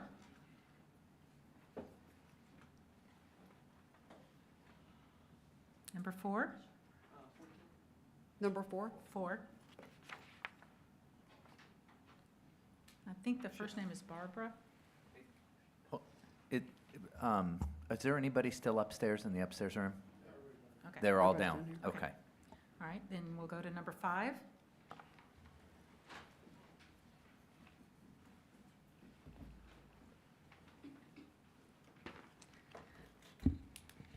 Good evening. My name is Kelly Johnson, and I am a health teacher at Lee High School, and have been a teacher at Lee for 22 of my 24 years here in Northeast. The other 2 years I was at Ridgeview, so I've been in the Lee cluster my whole career.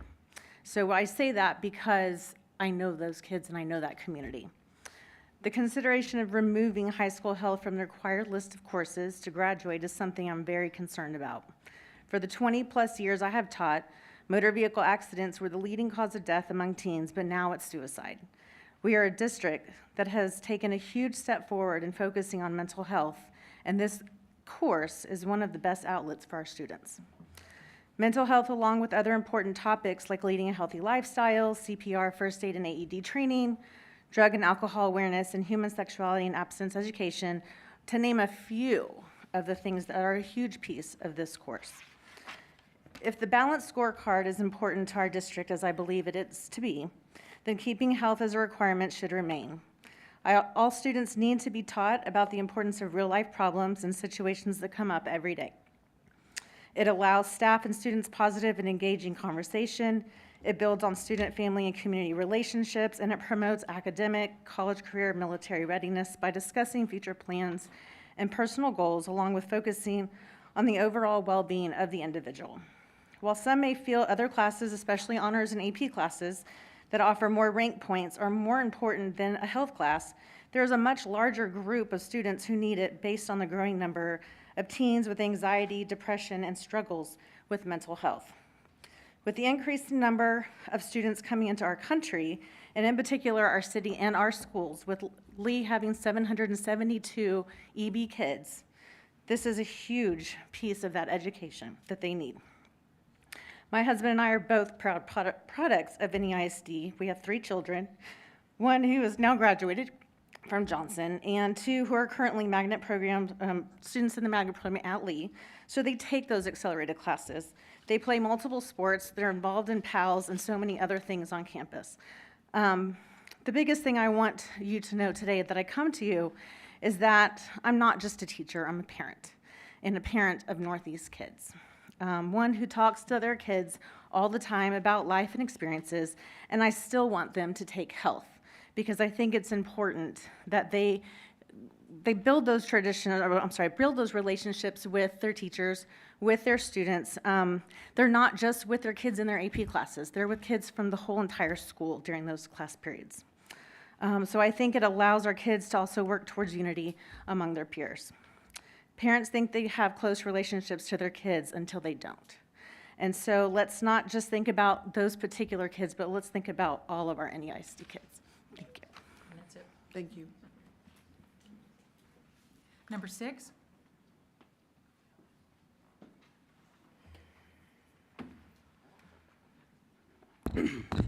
All right, good evening. My name is Taylor Swift. I'm just kidding, that's not my name. No, but my name is Alan Mauricio, and I'm a Northeast ISD graduate, and I work in health education. I began this work because when I was a teen, there was so much I didn't know, and finding information on health in general was a challenge. Being a high school student over 20 years ago, and now being an adult, I now understand the benefits of having knowledge about my physical health, both internally and externally, mental health, and healthy behaviors. I have been privileged to work in the community as a health educator for the last decade. I've also had the privilege to work with most of the school districts in Bexar County and the surrounding areas. I also work with some school districts currently that do not have health as a requirement, and I've seen firsthand on how that decision has cheated students. For example, 35.9% of adults are overweight in Texas. 1 out of 5 children are affected by obesity.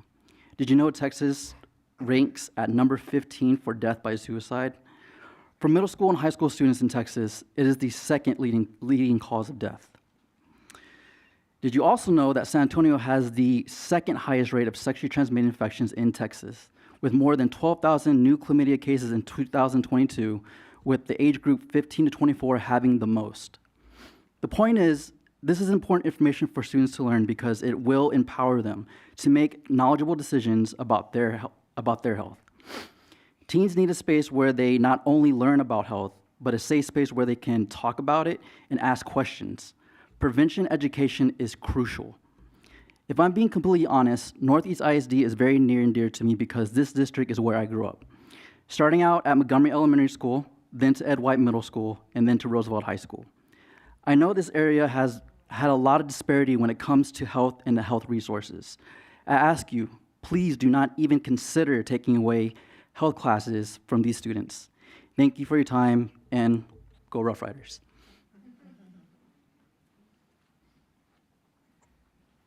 Number 11.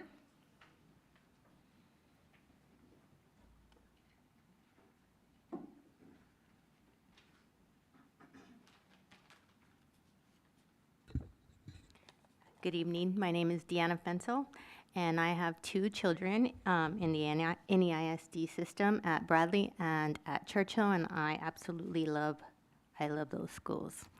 They're doing a great job. So I'm here to talk about the health ed as a requirement. I would like for the status of the health course requirement needed to graduate be changed from mandatory to elective. Texas is a state that allows the school board the ability to make this change. In its place, I would love for the district to use some type of United States Constitution comprehension course, including maybe a citizenship exam to show deep understanding of what it means to be a United States citizen. In my opinion, health as a requirement to graduate isn't making an investment into the future leaders of our country. Making health an elective still gives family a choice. They can still elect to take the health class. No one's taking it away. Please give parents and students more freedom to decide what is best for our kids for that half credit. I believe this is an easy way to respond to our needs. Thank you. Number 13.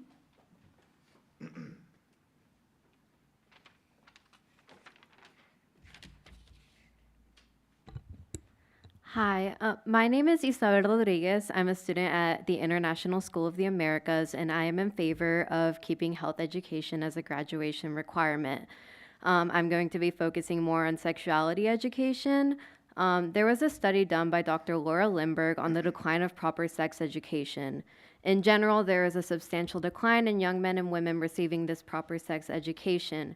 And there was no increase during the study period in the proportion of teens who discuss these sexual education topics with their parents, which means some students might not have a safe space to talk with their parents about these topics.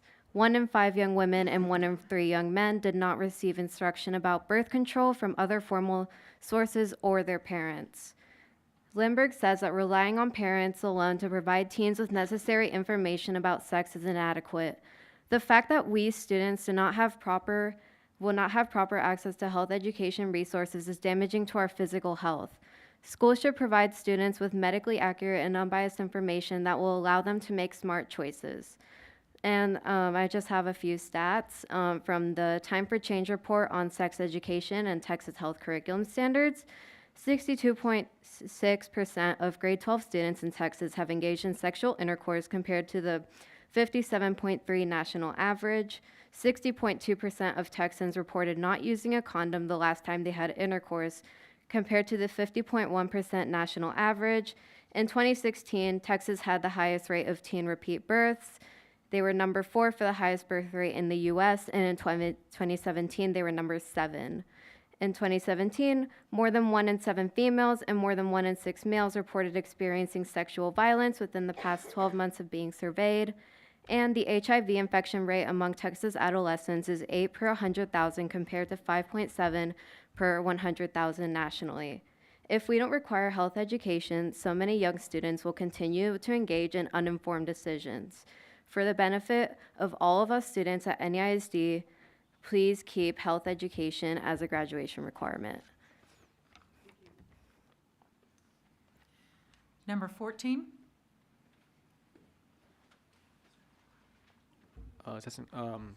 Good evening, council members. My name is Ryan Moreno. I'm here for behalf of the health credit. Sorry, I'm not really prepared. I'm just here to share a real life story about me taking part of the health credit last year. Currently this year, beginning of January, I was at the gym and I helped this young man who was having a stroke. And without that health credit, I would not have been able to do the proper needs to help him come out safely. I'm not take all the credit, but I'm here to just speak my behalf and just inform you that to keep the credit, I believe so. Sorry. Without that credit, I would not have taken it as an elective. It was a thing I needed to graduate, and I believe that every student should have the ability to at least learn it and to have the information. Thank you for your time.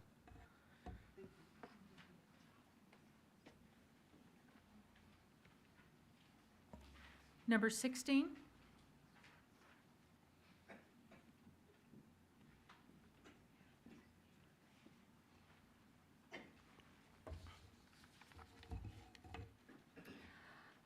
Good evening. My name is Summer Broom. My son went into high school with 5 high school credits. I thought he was ahead of the game. It wasn't until we were going over his course card during his freshman year that we realized that he was going to have to spend 2 summers in summer school in order to graduate on time. Your data earlier indicated some of that. My husband and myself are both in the healthcare field. Health is extremely important to us. It's a daily conversation that we have with our children. We very much preach what we practice. And with that said, I feel confident as a parent that I can and have taught both of my kids all of these topics and can continue to do so on a daily basis. These are things a parent can and should teach. On the other hand, I am not capable of teaching my son the multiple software programs that he is learning, like SolidWorks or Java, which they are taking industry certification tests on soon. I do not want him to sacrifice taking a course that will help him narrow down what he wants to do for a career, make him more competitive both in college applications and jobs, because he has to choose between taking that course and health. Here's my son's schedule. He has no room for health other than to take it in the summer. He took Spanish 2 last summer, and while he did extremely well, it was abundantly clear that we all needed a summer break for a reason. He's a student athlete, which this schedule does not accurately depict. For football, he's at school before 6:30 a.m., and for baseball, he's on the baseball field until after 7 p.m. For example, I am missing a baseball game right now to be here while he's having a game. 4 years of athletics should be more than sufficient to satisfy this health credit, especially when many of the coaches that he is with are the ones that are teaching those health classes. Being in a magnet class or in a magnet program, many of those classes overlap with their teaching. They learn something in English and then it's carried over into math. Something in history, it's carried over into science. It isn't like the doors close on health and those coaches aren't teaching those athletes the same exact principles. He does not want to drop athletics in order to fulfill the health credit, and many of these courses that are required for his pathway are year-long classes where he can't take a half credit of computer science and then continue on to that pathway the following year. I'm sorry, that's your time. Okay, thank you. Thank you. Number 17?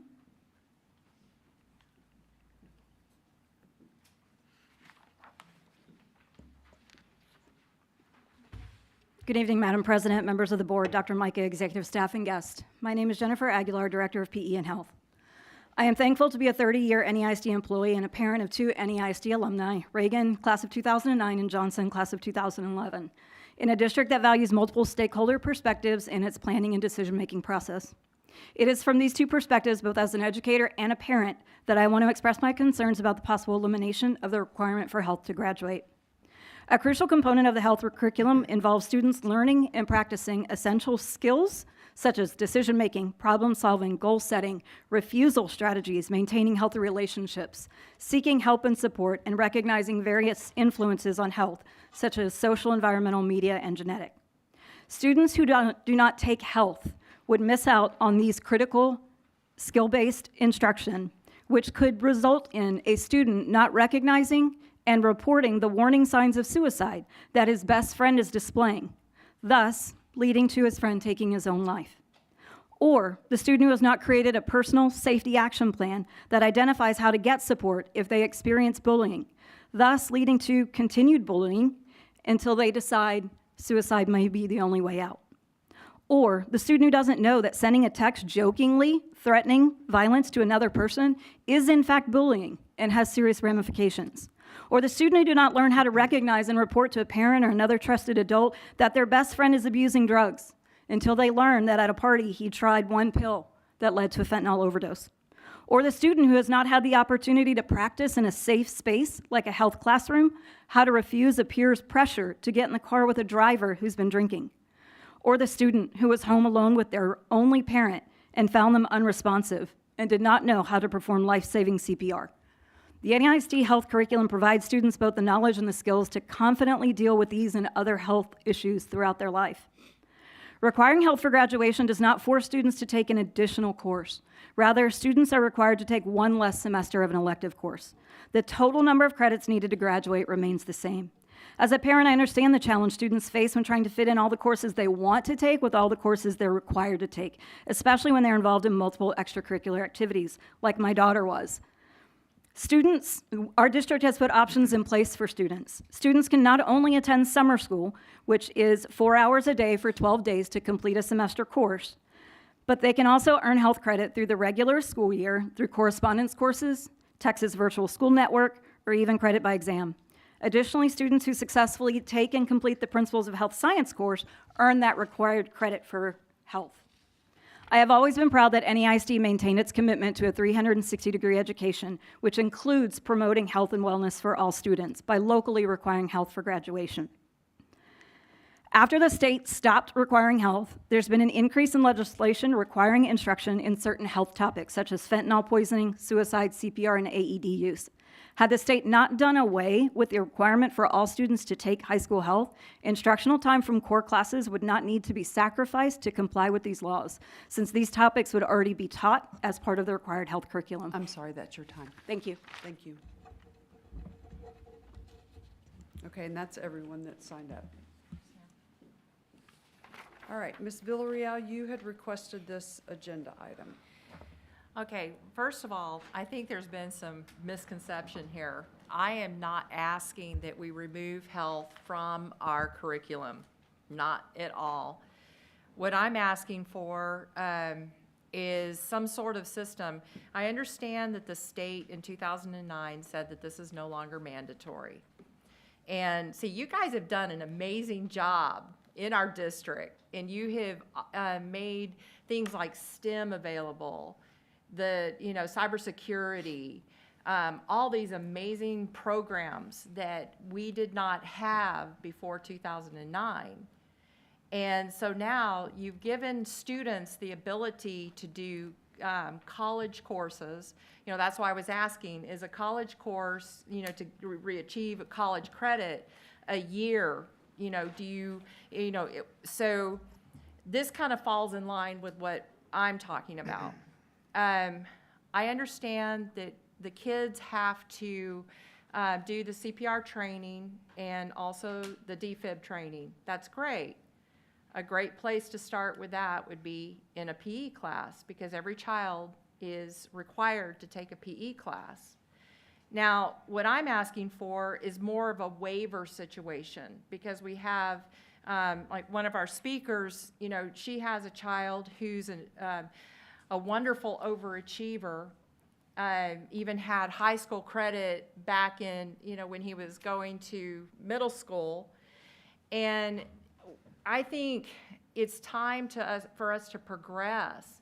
Maybe at this point, we might not make it we might not take the requirement issue away, but we need to be a little bit more sympathetic to these parents who are having trouble being able to insert, a health class, and it would completely throw them off where they can't get their entire, for example, let's say you're doing a computer class. This was the example given to me. You have these, I believe it's computer class 1, 2, 3, and 4. Well, if that child took that computer class only, let's say computer class 1, which would take an entire year, and then the next year he had to take or figure out how to do health, then he wouldn't be able to do computer class 2.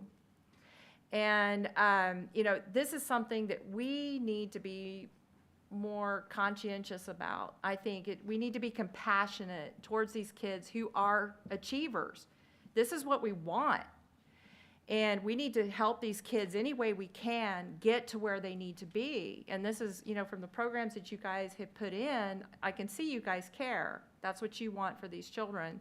But it's kind of like dangling a carrot in front of them and saying, look, you can do all this stuff, but yet you have to do this, or you have to take a summer course. And frankly, we've got a lot of kids that are on free lunch. We have a lot of kids. The kids are struggling. We're in hard economic times right now. And, you know, asking them to even take an online course, which is around $250, that's a huge amount out of a budget. If we could somehow supply a waiver to these kids where they could show even just cause, you know, so for example, one of our speakers over here that said, you know, where do I put this in my schedule? You know, my child has already had to take, you know, summer school. He's already in athletics. He's already getting this. You know, my family is conscientious. We teach our child this. He knows this. When can we start being sympathetic to these children and say, okay, well, we'll give you a waiver. You obviously, we can see you're struggling. We can see you want to take advantage of these programs that we, all of you, have put into our schools.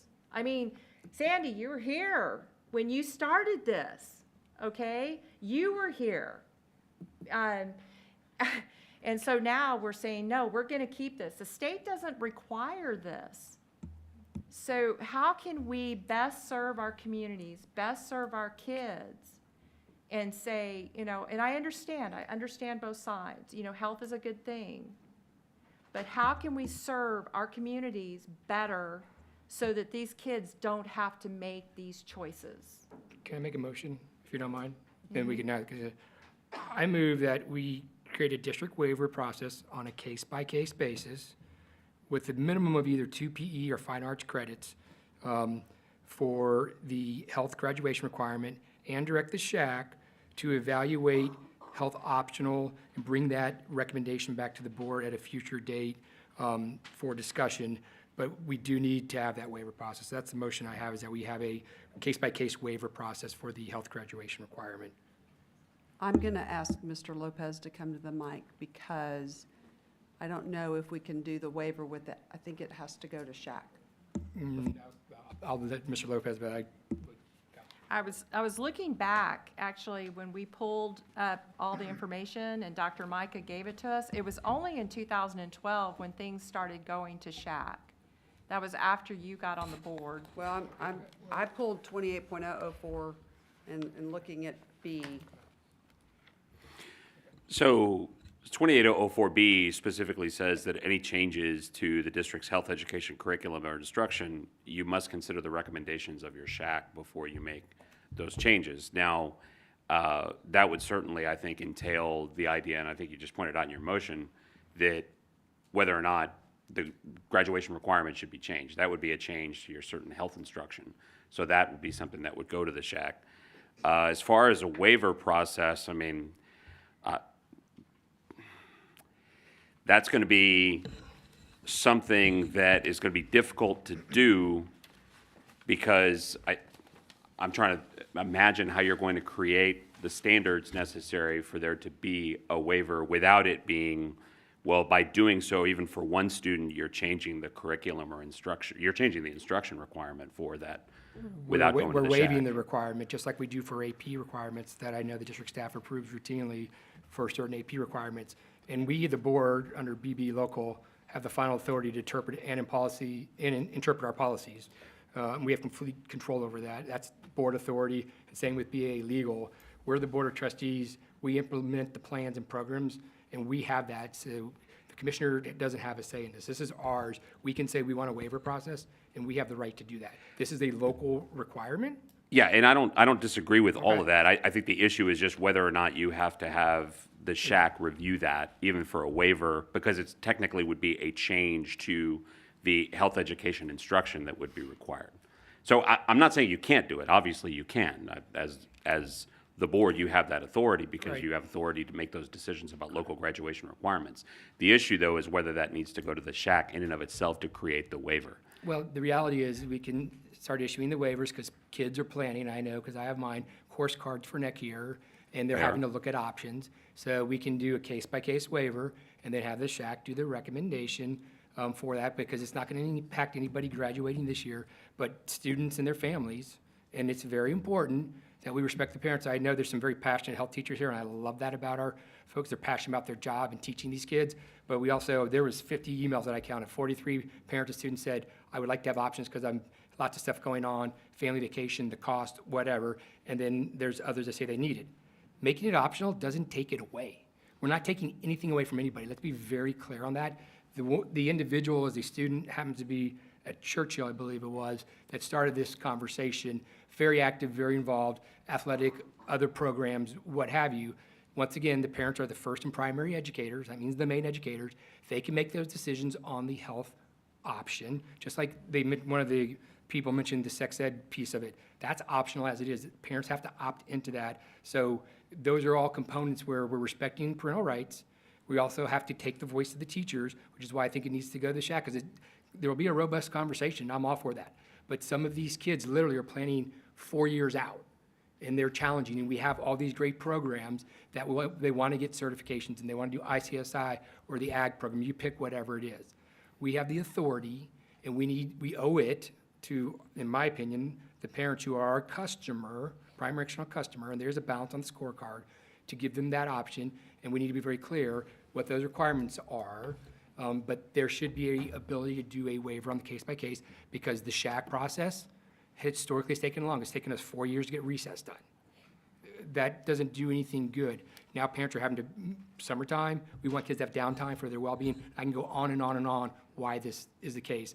But I'm very strong proponent of us being able to issue a waiver, and I don't believe we have to have the SHAC approve us on a waiver. They can review the curriculum recommendation, but we own that. We have the authority. And remember, even if a SHAC makes a recommendation, we don't have to even respond to. We could always say, we disagree with you, still need to go through the SHAC, which is, by the way, separate question. We still haven't gotten an answer from the mental health program. I'll ask at the end about that, because we need different legal response for that. But that's my motion, and I believe we have the authority. Are you saying we do not have the authority to issue a waiver as a board? I'm not saying that you don't have the authority. Okay. What I'm saying is that may be something that you're going to need to consider the recommendations of the SHAC even before creating the waiver, because that's a change to your instructional requirement as it sits. That's the only issue that I would have, and I just don't want to see there be a challenge opened up as a result of something like that. Who do you think would challenge you, this question? I mean, that could be anybody. That I'm willing to take, my request stands is that, I appreciate the legal input, Mr. Lopez, but I believe we should offer a written case-by-case basis until we can get a SHAC recommendation, and unless the SHAC's going to provide a recommendation by the end of May this year. Well, actually, we have a SHAC meeting on, I believe, on the 14th. Wednesday, and yes. this could actually go to them. See, here's the thing that Well, I'm I having. think their agenda is already planned. They have and the it has to posting be requirements. Okay, posted, okay. Well, here's the thing that I'm very concerned about, because we have parents that are moving their kids out of our district.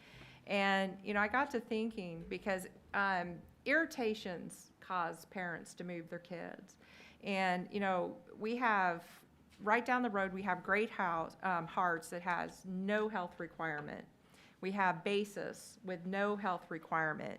Then with just a little bit more research, I found out that Comel ISD and Judson, our neighbors that we seem to be losing kids to, I can't imagine anybody leaving any ISD, but they are, does not have a health requirement. Round Rock ISD, Arlington ISD, Klein, Louisville, those are similar in size to any ISD. Lubbock ISD, Amarillo, Canyon, Friendswood, and those are just a few of them.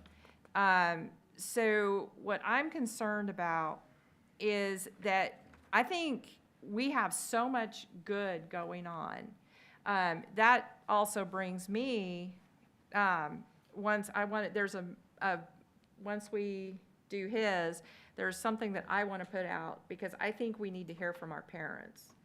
I think ultimately we need to do what our parents want. And I think for so long, we have just kind of not done that. And I think we need to start listening to them. And so, but anyway, let's vote on this one, then I have something I want to. Yeah, we need to, well, I'm going to finish it, but we need to compete. We need to innovate. We talk about innovation all the time. Saks doesn't, Antonian, all of them. I looked at multiples. They don't require it. Once again, if it's optional, any parent that thinks their child needs it has the absolute choice and can provide that instruction, because some parents don't want to or think there's other stuff. there's no reason that we can't do that, but we really need to continue to show one more way we're being agile and competitive in the educational marketplace. And this is one more. Since I've been on the board for 3.5 years, this has been my number one complaint. Every year I've heard this. I started this conversation with you a year ago. Remember, Dr. Micah? We've talked about it twice since then. This has been a long run. This isn't something new. So I have no problem with it going to the shack if it can come back, but we need to have a written waiver, case-by-case process. There needs to be some reasonable guidelines to it, and we need to do that. And then we need to have the bigger conversation with listening to the feedback in the community, just like we did with dual language. It's important because they're our customers, and they do have choices. And we want to show them we're first class, and we are responsive within the scope of what makes good sense in the overall. But once again, that's a parent's choice to make, and it provides additional flexibility in their academic learning environment. And obviously, they've already got to be involved in some stuff between P to get the 2 actual requirements with the AEDs and the CPR. And they have 6th grade off. I want to ask a question, and I'm not sure who I'm going to ask this of. Maybe Mr. Jarrett or Dr. Micah. If we do waivers, how does that affect rank?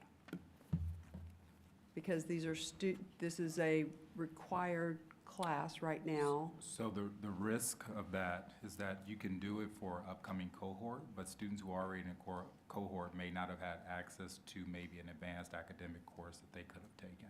That will be the risk at that point. So if we were to provide a waiver, it could not be for a student who's already in high school? Is that without running the risk of? It does have a risk there. I mean, I haven't done the whole entire analysis, but it does have a risk. Okay, well, and I'd also like to see what's the average grade across all of them and the deviation of that, because my guess is the vast majority of kids have already probably taken this 8th through 11th. But especially if we're going to start this, the 8th grade incoming class that will be 9th graders, we need to have this option available before they start next academic year. So unless we are going to direct the shack to give a response by May, we still need to have the waiver process in place because there are obviously some possible graduation. And just for a little bit of history, if anyone goes back and looks at all the shack minutes, the vote back when they approved this was 17-3. There was 50 people, so they didn't even have a quorum. And that was the only meeting where I didn't see any names or anything listed. Everyone else had very detailed stuff, comments that you'd made. So we can, and I don't want to relitigate the past. We need to be forward-looking. But this whole conversation is we need to be responsive. This is one area where we, the board, have that true local control, and we need to do it, and we need to do it in a timely manner, because I don't want us sitting around for the next 1, 2, 3 years, whatever it is, to try and make this decision, because parents are literally doing course cards right now and planning some of them 4 years out, and we need to be agile and competitive. Well, similar to dual language, though, we're listening to the community. Wouldn't we want to take the time to listen to the community on this? I mean, we've gotten emails, so I'm not suggesting, but I mean, those all come in the last 48 hours. At least to me. Okay, I've been having, this has been a 3.5-year conversation in a year with Dr. Mike, but I hear what you're saying, Mr. Byer. And actually, this has been a 2-year conversation because I've had people bring this up for the last 2 years.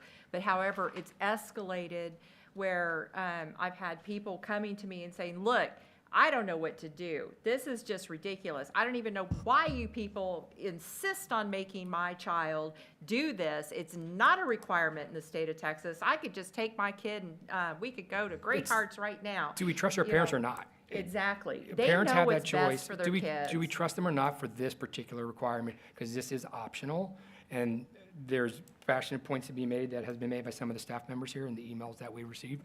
But ultimately, the parents are the first and primary main educator of the kids, and they get to make those decisions. We have the choice to make this optional. So if we're going to drive it through the shack, we need to have a recommendation by May so that the cohort, at a minimum, going to next year can. But we also need a case-by-case waiver I would offer for all those that are currently in high school that haven't taken it yet. Because we have to be responsive. Otherwise, we're going to make like this individual that started this conversation most recently is going to have to give up either doing summer camp counselor somewhere, doing that, or different sports or school activities and other programs that he's involved in to give back to his community, his kids, his friends, all that other stuff, where he's impacting all of them stuff. And also the PALS program. I had one child who has to either take health or do PALS. He wants to do PALS, but he won't be able to do that because you have to start at the beginning of the year to go all the way through. And frankly, I think it's more beneficial to not only that child, but society, that that child learns to help other kids. Okay. And That, I mean, to Where- me, that's more Can- important. Can I make a recommendation? We'll just, I'll make. Can I ask a Yeah, question real quick? sure. Where does the sex ed health, or the sex ed curriculum live without? The sex ed is, that's not even on it. It's the health part that is the problem. So somebody that might want to opt out of health but also wants to opt in on sex ed, how do they get that to work then? So I mean, They're getting it from, let's say, the fourth and fifth grade, or fourth and fifth grades, they get That we spend a lot of time and maturation. They effort get sixth, going seventh, and into. eighth sex ed. We're Well- getting it all through here. If they haven't learned it by this, sixth, seventh, and eighth, the sex ed, they've got, then they have it in high school.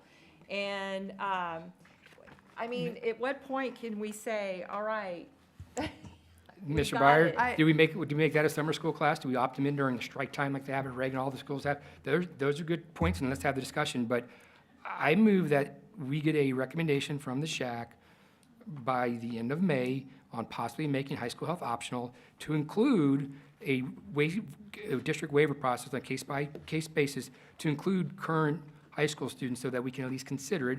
We do have to factor those things in, but we owe this to the parents. We can definitely listen to them, but we need to do it in a timely fashion. It can't take 2, 3, 4 years. Recess is going on 4 years now.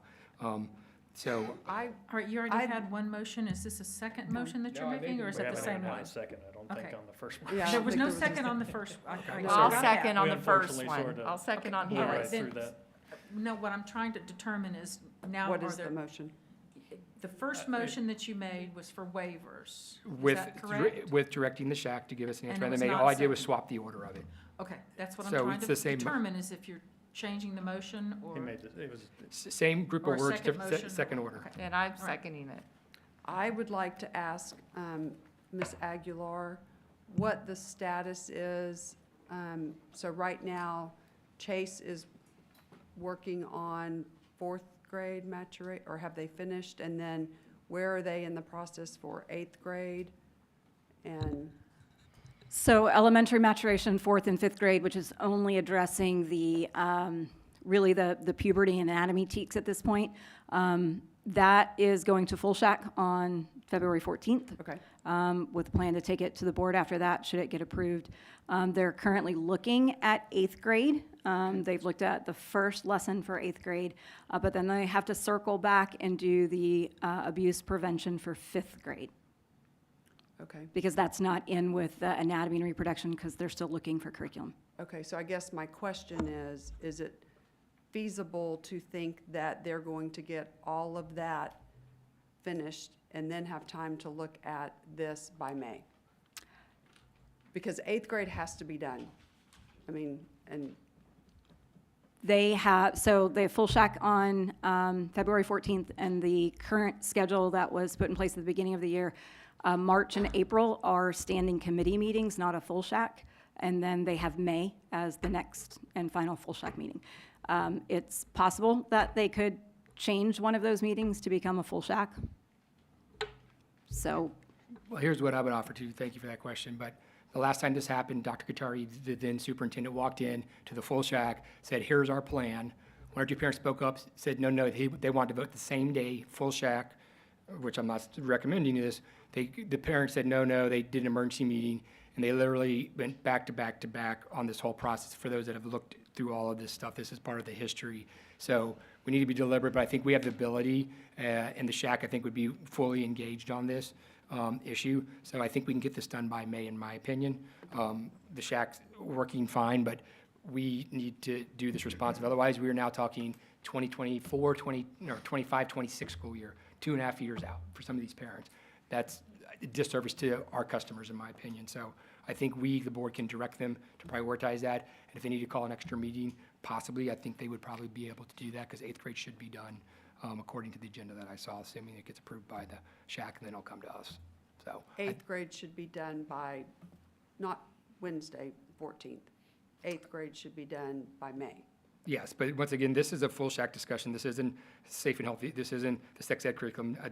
Last time it went to the full shack and full shack only, there was no subcommittees on this. So I would offer that the full shack can consider this, get everything teed up for them, have a meeting, subsequent questions, and then have a decision in May to do this. It doesn't have to go through a subcommittee or standing committee. It could, but we're just going to delay the process. This is everybody, this is a big holistic conversation. It's not just about the sex ed piece or this. This is all of this together, because you have safe and healthy school that ties into suicide prevention.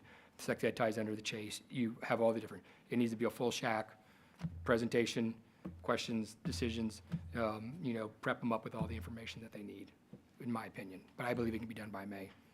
And we should direct them. It is our board committee that we're asking to do this. I'm sitting here thinking it sounds like there might be a lot of other pieces that need to be involved, and so I don't know that it's a one meeting answer. It may not be meeting with a follow-on to me, but I guess us directing them to start doing it so that we can get the information needed, clarify it, and then know that it's coming and start making sure they have the pieces of information that they need to make a recommendation to us. So the motion is for this issue to go to SHAC. To direct the SHAC to evaluate making high school health optional and report back to the board by the end of May, and also have a waiver process on a case-by-case basis as a possible consideration in there. But the waiver process is to be discussed by SHAC. It's not to be discussed right now.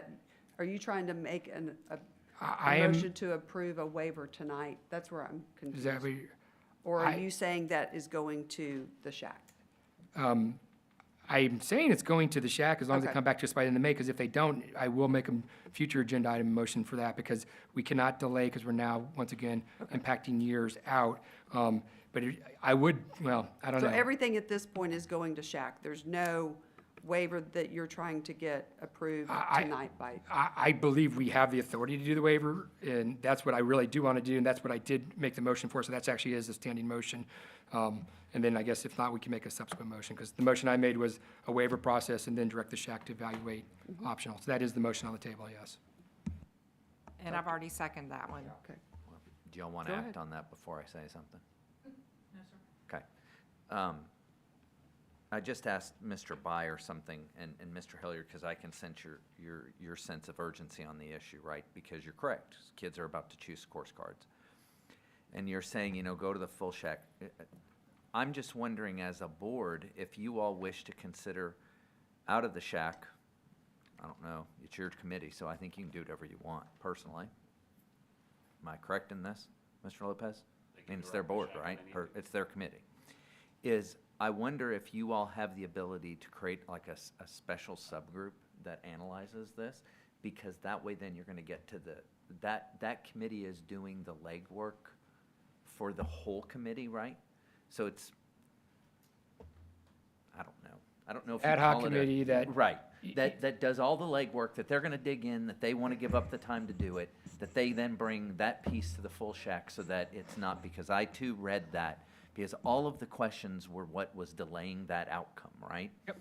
This allows you all to get all the I'm sorry, not you all. It allows your ad hoc committee to gather the information, to do the legwork in a timely manner so that they can bring it back to you by the end of May. I'm just saying that's an option for you all to consider.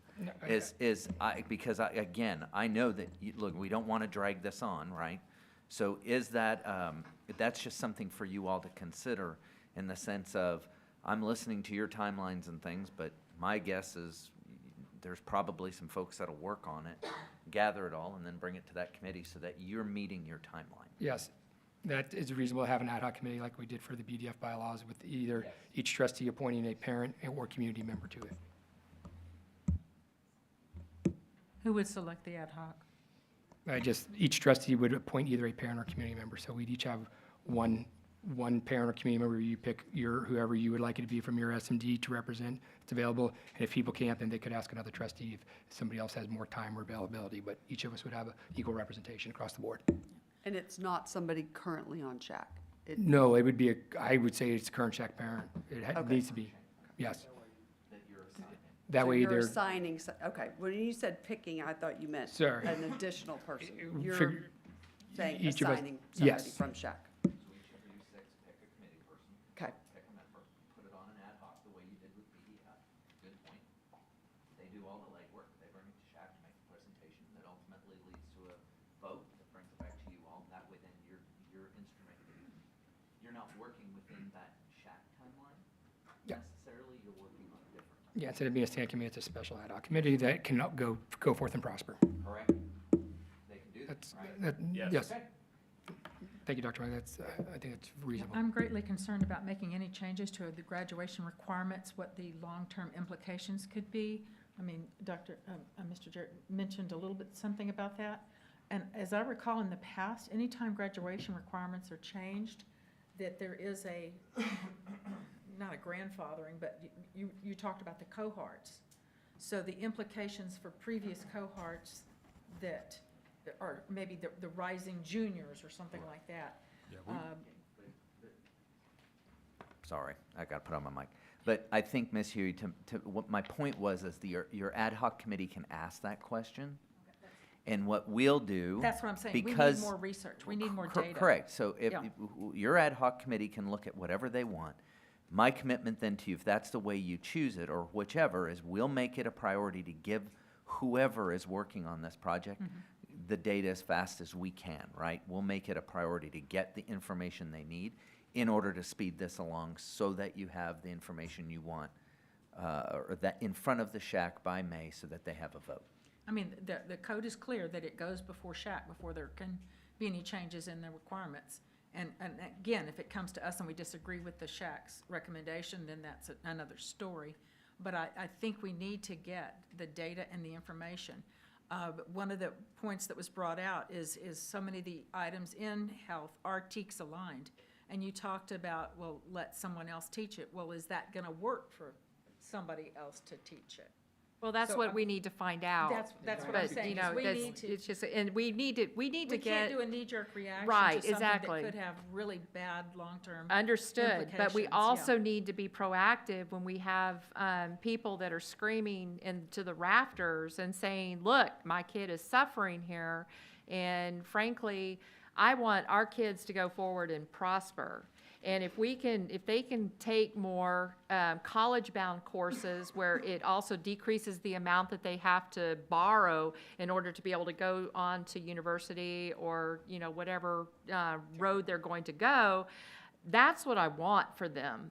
And I don't want them to be stymied because of a health class that, you know, let's face it, these kids that are overachievers usually are in basketball, or they, you know, they're very fit, they're always, you know, doing stuff, they're active, they're, you know, so, you know, it's just it's, But I don't think we should just need to give confuse, them. I don't think we should confuse health with PE, though. Well, no, that's not what I'm saying, but what I'm saying is, you know, there's a point when you have to really take stock of where you are. And all these years, you guys have done an amazing job, you know, offering, you know, different programs to kids, you know, showing them a new world. I mean, we've got people coming in from Washington, D.C. I don't need to tell you to look at our programs. Well, and I know, and I think that, you know, my children, for instance, were both athletes. They took all the AP courses, all the dual credit courses. Both of my kids went into college as sophomores. They found a way to take health. They were top 5% of their class because they were taking all the, you know, multipliers that they could. So I think, you know, I understand the frustration because I know that it's hard, but I think a lot of kids are figuring it out, so. I know, but there's also a lot of stress on these kids. We talk about suicide rates and all the rest of it. This is just one more stressor. And frankly, high school's hard enough. I It's lived it. very, I know, we all did, and it's hard enough. But, you know, these kids want to succeed. They want to know the direction, but they're stymied because they are either going to have to pay in order to get that class, or they're going to have to pay the school district in order to take it as a summer school class. When do these kids have time to have, you know, vacation time with their families?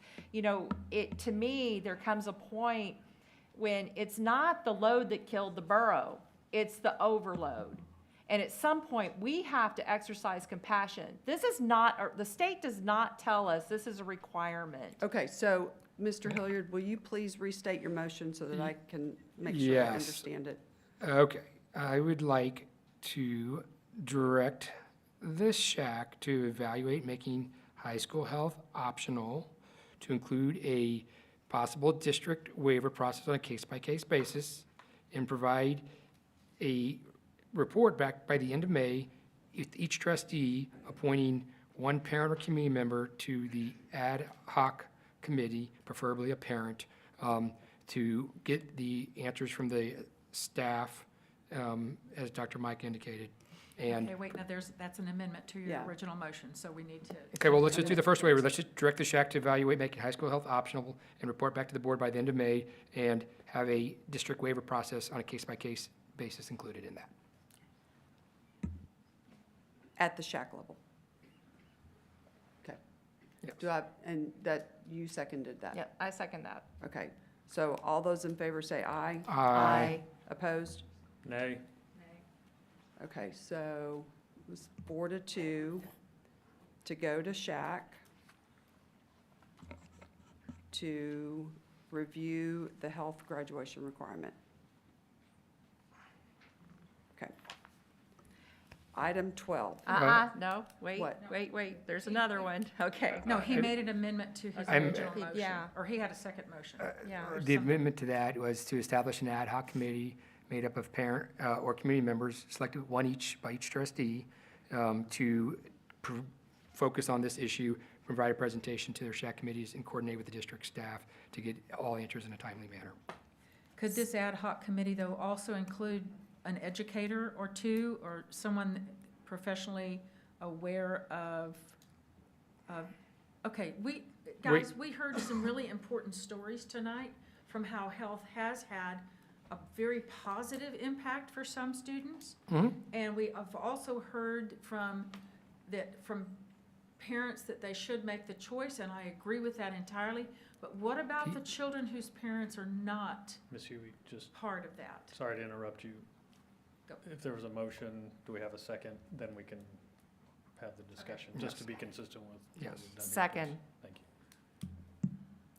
Mrs. Hughes, my response to you is that the entire staff's going to be there to support and provide their input. They already do that all the time. And obviously, the health folks are very committed and passionate, and I'm sure they're going to share that perspective. They've already shared with all of us. But this, once again, is our board committee. We have the 6 parents that will report out.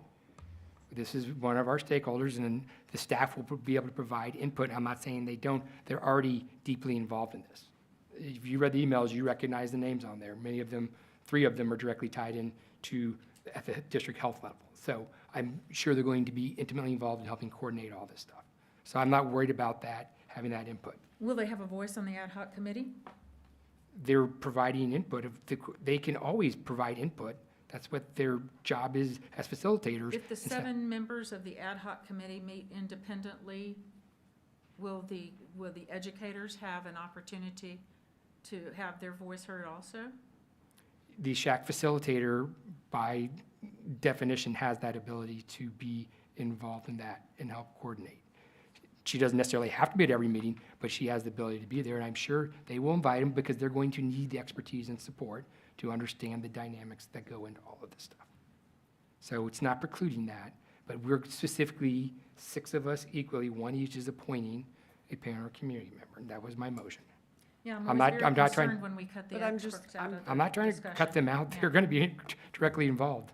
Well, I think we should be explicit in that, though, as opposed to assuming that. Okay, I will amend it if it'll make everybody happy. 6 parents and or community member, 1 selected by each trustee. If in the event a trustee doesn't have it, they can ask another trustee to get a parent or community member, and 1 staff member. Can we not include a Roosevelt parent on there? Because there are Roosevelt parents on SHAC. No, we need a So why Roosevelt should- parent. So why should it only be the 6 of us? If we can get a Roosevelt parent that is available right now, I only see, There's at least 2, I think, Roosevelt parents on SHAC. I think we would have to, we would need to at least ask. yeah, if Well, they're available. Aren't you taking care of Roosevelt right now? Well, then. Well, if they're available, we could put a Roosevelt parent on there. I have no, I think 7 parents would be more, 1 from each single-member district. Well, I agree with That's- that. I think we can't leave one district out. Exactly. if you can make an amendment to that, that's fine. Okay, I make an amendment that we add, you know, a member from Terry's district. From From the Roosevelt. Roosevelt district. Great. To this. And, I'll second.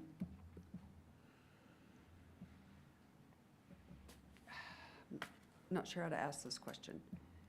So the shack does it have to be the shack facilitator? It doesn't have to Could it be. be another? It could be health? another employee from health, but I think with the level of importance, and obviously we already heard her speak tonight, I think it would probably, if she has the ability to do that and maybe hand off some of the other responsibilities, it would be important because she is leading that department and probably has the most expertise and knowledge, maybe not. It could be somebody else, but I would recommend the shack facilitator be involved. It doesn't have to be. Okay. I'm not going to direct the staff, but I think since it's our board committee, that's how we should set it up. And since this is important, I believe, to the board, having the shack facilitator whose job is to be that liaison, that is, in my opinion, the right person to do it. Yeah. But doesn't have I to- mean. But I can't direct staff. Right. So- Well, but I mean, look, if you're making this a priority, which is what your vote was, right? I don't know who is going to have, you can't have a health teacher because they're not going to be able to come out in the middle of the day to come and meet. And so it's going to have to be somebody over here, like it Right. just is, or somebody at the sports park. It has to be. It has to be somebody with some flexibility. So it's either going to be Miss Aguilar or one of your staff members, which I'm drawing a blank on them right now. Mrs. I can Steinhoff, see their Mrs. faces. Katie or Brandon? Correct. I was stuck on Brandon. But, or we can use one of those, or in the event that you're not able to go, one of them can substitute in, so forth and so on, Yes. right? I mean, it's just gonna be And about I would expect the ad flexibility. hoc committee to meet sometimes without her necessarily being available, but obviously provide the full impact, but there being a close coordination and working group. The all-important or designee, as we always run into with these. Yes, because there may be a time when, in case Ms. Aguilar gets sick or is on vacation, that, yes, an appropriate designee would be, I think, very reasonable. But then the ad hoc committee would have the ability, actually responsibility to ask questions of Mr. Jarrett or whoever else when it comes to how this might affect Yes. rank or how this might affect All those whatever. pieces, yes. They would have the authority delegated by us board to them to go directly to the key people to make sure that they can get the questions answered that they need. Yeah, I'd like to make sure that whoever that person is also has access to legal input also, because I would hate to face some lawsuits because a parent objected to whatever changes we made in the graduation requirements that didn't take into consideration their own child's credits and history and whatever. Okay. Yeah. So. Okay, so there's a motion and a second. Is there any other discussion? So all those in favor say aye. Aye. Opposed? Nay. Okay, that motion carries. Okay, I have one more motion to make. because this- About the okay, health this- graduation Yes, requirements? this is about this, because this will help the ad hoc committee. I move to direct the superintendent to send a survey within 1 week to all parents of current 8th through 11th grade students, asking questions submitted to the superintendent by board members only. No more than 2 questions per trustee. All results to be provided to the trustee and the SHAC when the survey is closed. Survey to be open for a week for parents to have ample time to fill it out. Say that to me again? I move to direct the superintendent to send a survey within 1 week to all parents of current 8th to 11th grade students, asking questions submitted by the superintendent by board members only. No more than 2 questions per trustee. All results to be provided to the trustees and the SHAC when the survey is closed. Survey to be open for a week for parents to have ample time to fill it out. I'll second that motion. Okay, so you're wanting each trustee to come up with 2 questions Just 2 questions that we would, about the health graduation? about the health graduation, how do they feel about it? What do they, where do they feel like this would fit in? If it would be beneficial to them? you know, and then take that data, because the parents, once we send that survey out, this may be a dead issue anyway, because if it's overwhelming that the parents say, oh, no, then, but we need to, there again, the parents are major in this process. And this How is are we gonna be educating the parents in that short time frame? Yeah, I'm like as that. to the implications of their responses? They would need to understand what a yes or a no might mean for all of these issues. I feel like that's a massively besides the burden that puts on staff to create that in a week. Well, first of all, we're supplying our questions. The staff is not going to be changing our questions because we're looking for specific data. Okay, we are. And this is our survey. This is not anybody else's survey. Nobody else has the right to tamper with this.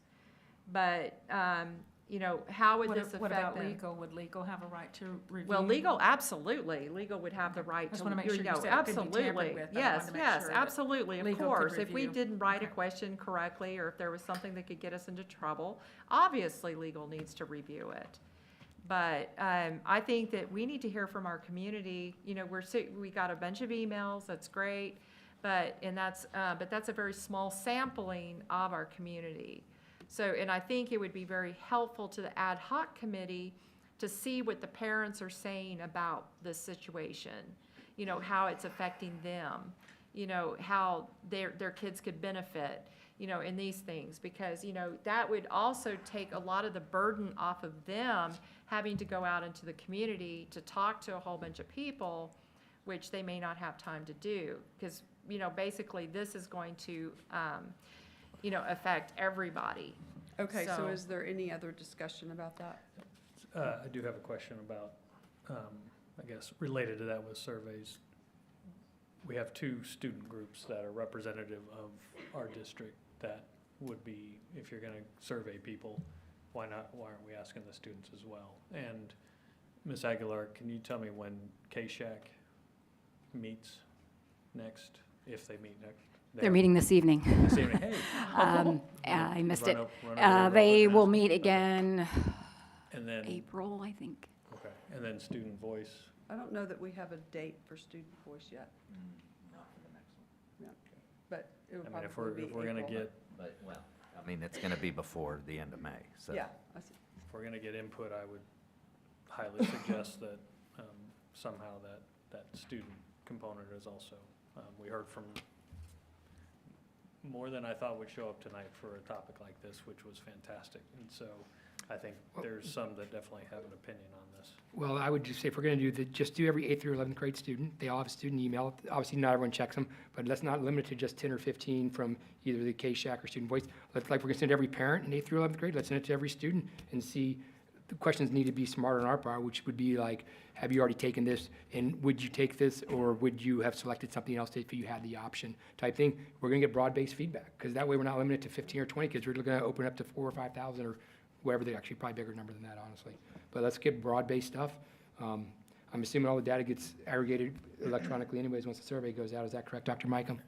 When you get survey responses back, it gets aggregated electronically, and then it gets looked at after that by either Ms. Brandy or somebody else. Yeah, as long as it's quantitative. Yes. Where it's gonna be aggregate. Like If yes- it's qualitative, no, sir. No, but like yes, no, yes, Oh, no. yeah, absolutely. Okay. If So it's not gonna be a if it's a significant choice learning. of A, B, C, or Okay. yes, Okay. no, or true, false, yes. Yeah. You know, it's kind of interesting because this actually came up at our last student voice meeting where we were talking about vaping, and the students were actually talking about the health class and how they could add things to the health class to address some of these issues. So that was, they never once talked about getting rid of health. Oh, we're I not guess getting is- rid of it. I know, but I'm Yeah, just saying no. they. But so- we need to emphasize that. We are not talking about getting Yeah. rid of health. Okay, all right, Making so it optional. any other discussion? Is the timeline doable for the staff? I mean, we're putting a very quick, unexpected burden on staff to turn something around within a week. Well, I guess And my I know they question already is, are have you their saying schedules pretty within full. this week? Like No, between no. here, I guess here's my thing. Like, we can, I don't know, Susie, are you in here? Nope. No. She's watching online like most of them are. You know, so we have two folks that do survey stuff. So, I mean, look, I'm sure we can get it done fairly quickly. I don't think it's gonna be, so you're talking about 2 questions each, you're gonna talk about 12. We'd have to have Mr. Lopez review them just to make sure there's no problems, right? But other than that, I'm assuming they're gonna be the same question, right, for parents and students? Right, Okay. Could So- I offer an actual timeline just to make it easier? yeah. By no later than the 15th, this Thursday, the trustee questions are in. And then the survey would go out on the 20th of February, which is a Tuesday, and run through the following Monday, the 26th. That way, in case any family was out of town, vacation, weird, whatever, it covers most of one week in that, but it's still open for 7 calendar days, and then it closes on the 26th. That way, it gives a little time this week and early next week. Is that a reasonable timeline for the staff side? Yeah, I'm just looking over at Mr. Villarreal, because, I mean, ultimately, what I need to do is ask Susie that question. Okay. Well, That I goes right need to back talk to to what I was Dr. trying to Rameau say. also. Susie's not here today. So- But Dr. Rameau, I can ask her tomorrow and get a Right, better well, timeline. that's not really helping us. Yeah, I know. I would No, I'm hate just to put looking. a timeline. Because the one thing that is we're going to have to translate it to Spanish. Okay. Okay. All right, So as soon as- that takes some time. That doesn't happen as quick as you'd think. So as soon as practical, but no later than the end of this month, is that a So, reasonable timeline? so what I was gonna say, Mr. Hilliard, is by March 1st. Fair enough? I think that's reasonable if we can get it Okay. sooner, but Right, realize. like my but you goal may- will be to try to do it prior to I think that, that's right? reasonable because But- you do- But yeah. that gives us 2.5 weeks basically to get it done. Okay. Which would then, so if that way, so you're wanting to run for a calendar week, right? So that would give then the 4th through the 8th, which would be right before spring break. So what we would do with y'all's permission then, I'm assuming you'd want us to send something out through channels, right? To let parents know, hey, we've sent out a survey, please check your email, whatever, and same to the students, right? So then it would be completed by so hopefully by the 8th, right? Maybe sooner. But if it runs a calendar week, it's always tough when you start something midweek and then you Understood. you stop it, right? So then it runs from the 4th through the 8th. Would give you some time, Ms. Chancellor, to get some stuff up that we can push out, right? And then we would have it, so then I would be able to send you results through email as soon as we have them. And you would send to all 57,000 kids, not just a Well, I sample. don't think we'll send them to kindergarten. I think think- what Mr. Hilliard said is 8th Well, through yeah. 11th 8th grade. through 11th. Yeah. I think Yeah. 8th through 11th. Right, so And- we're gonna send them through 8th through 11th, and then we'd pick the same thing for the parents, correct? 8th through 11th? Right, 8th through 11th. Yeah, Okay. sorry, it's getting No, late. that's okay. I'm trying to make sure I have it too, because we'll Yeah. play this back and then Yep. Yvonne will let me know what I've got to do, right? So it'll go to all parents of 8th grade through 11th, current, and then all current 8th grade through 11th students. Right. Okay, Yep. all right. Okay, so there's a motion and a second. Is there any more discussion? All those in favor say aye. Aye. Opposed, say nay. Nay. What'd you say? You went with the survey? Okay, so Board of 2 survey carried. Item 12, new business for possible board action. A, instruction and campus administration. 1, possible action regarding 2024-2025 proposed calendar for Academy of Creative Education in Castle Hills Elementary. Mr. Jarrett. Thank you, Madam President, Dr. Mike, members of the board, executive staff. I would like to ask Dr. Munoz to come forward for this agenda item.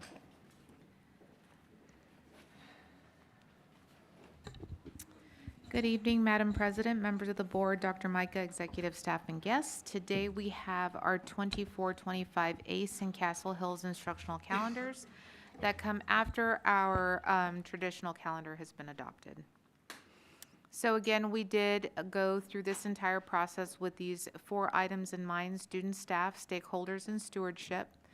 In partnership with the campuses, we co-designed the calendar to align to our board-approved district instructional calendar, and we made sure that all of the required components were embedded as well, which is the holidays, the number of instructional days, teacher days, bad weather days. The final versions were presented to DEIC, and then we present the information to you for review and possible approval. And so our ACE calendar has a total of 205 instructional days, with 215 of those being teacher days. We have the outline there of fall semester and spring semester days of 101 and 104. Staff development days are in July because our first day of school is actually July 22nd. Last day of school is June 12th. And we do have our bad weather makeup days listed there. We also have those embedded staff development days for them as well, so that way they can participate in the district training that we have available. For Castle Hills, we have 177 instructional days. We have 187 teacher days. Our staff development days are July 10th through the 16th. And then we have our first day of school, July 17th, with 2 intersessions provided there, one in October and one in March. And the last day of school is May 22nd, with the bad weather days also indicated there as February 17th and May 27th. And that is all for those 2 calendars. Do y'all have any questions? Are there any questions about the calendars? Okay, do I have a motion to approve the 2024-2025 proposed calendars for Castle Hills Elementary and the Academy of Creative Education as submitted by their respective staff? So moved. Thank you, Ms. Villarreal. Do I have a second? Second. Thank you, Mr. Byer. All those in favor say aye. Aye. Opposed? The motion carries. Thank you. Thank you, Dr. Munoz. Item B, operations. 1, possible action regarding approval to lease NEISD groundwater. So this has come back to us, Dr. Mitchell. Yes, Madam President. You had asked us if they would renegotiate on the years or the amount, and the answer to both is no. Okay, so if we, so this is what we saw last time, and it is for 5 years, and the amounts did not change. So any questions or comments about this? And we got an update on the dates, I believe. Yes, sorry, yeah. Because it was still showing. Right, so it's January 24 to December? 28. 28. Yeah, thanks. Okay. So, do I have a motion to approve the leasing of groundwater to Edwards Underground Water District? So moved. Thank you, Mr. Byer. Do I have a second? Second. Thank you, Mrs. Huey. All those in favor say aye. Aye. Opposed, say nay. Nay. Okay, so that motion does not carry. Item C, consent. 1, member appointment to replace vacancy in single-member District 1 of the School Health Advisory Council. 2, business services, A, over 50,000 purchases. 3, operations, A, Legacy High School and Reagan High School kitchen serving line upgrade project bid award approval. B, 2024 annual construction prevailing wage rates approval for Northeast ISD construction programs. 4, minutes from January 2024. 5, end of consent. Do I have a board member wishing to pull an item from consent? I would like to pull item 1. Okay. Anything else? Do I have a motion to approve consent without item C1? So moved. Thank you, Mr. Byer. Do I have a second? Second. Thank you, Mr. Hilliard. All those in favor say aye. Aye. Opposed? The motion carries. Okay, Ms. Landry, C1.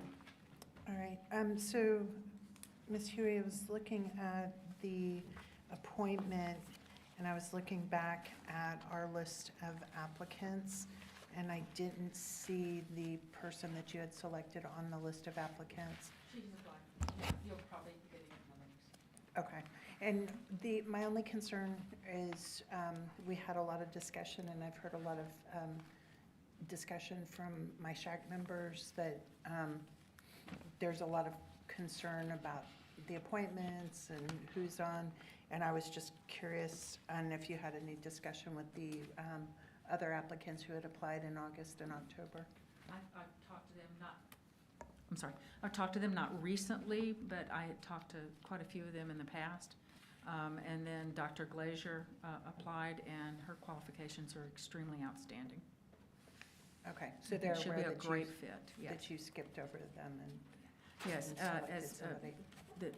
the person who had to leave was because of her educational, her, well, I think, Mr. Hilliard, you saw the letter that, Yes. her, yeah. so- She had other commitments that just took her time. She wanted to make sure that somebody who had the time commitment And could this do was it. in the medical field, so, and this is a doctor that has agreed to step up and go to work immediately for us, so. Okay, great, thank you. Mhm. So would you like to make a motion to approve that, Ms. Landry? Yes, I will move to approve item C1. Do I have a second? Second. All those in favor say aye. Aye. Opposed, the motion carries. Item 13, reports. A, interim financial and management reports. B, awarded bid report. C, second quarter investment report. D, federal grants report. E, open records request report. Those have been provided for you.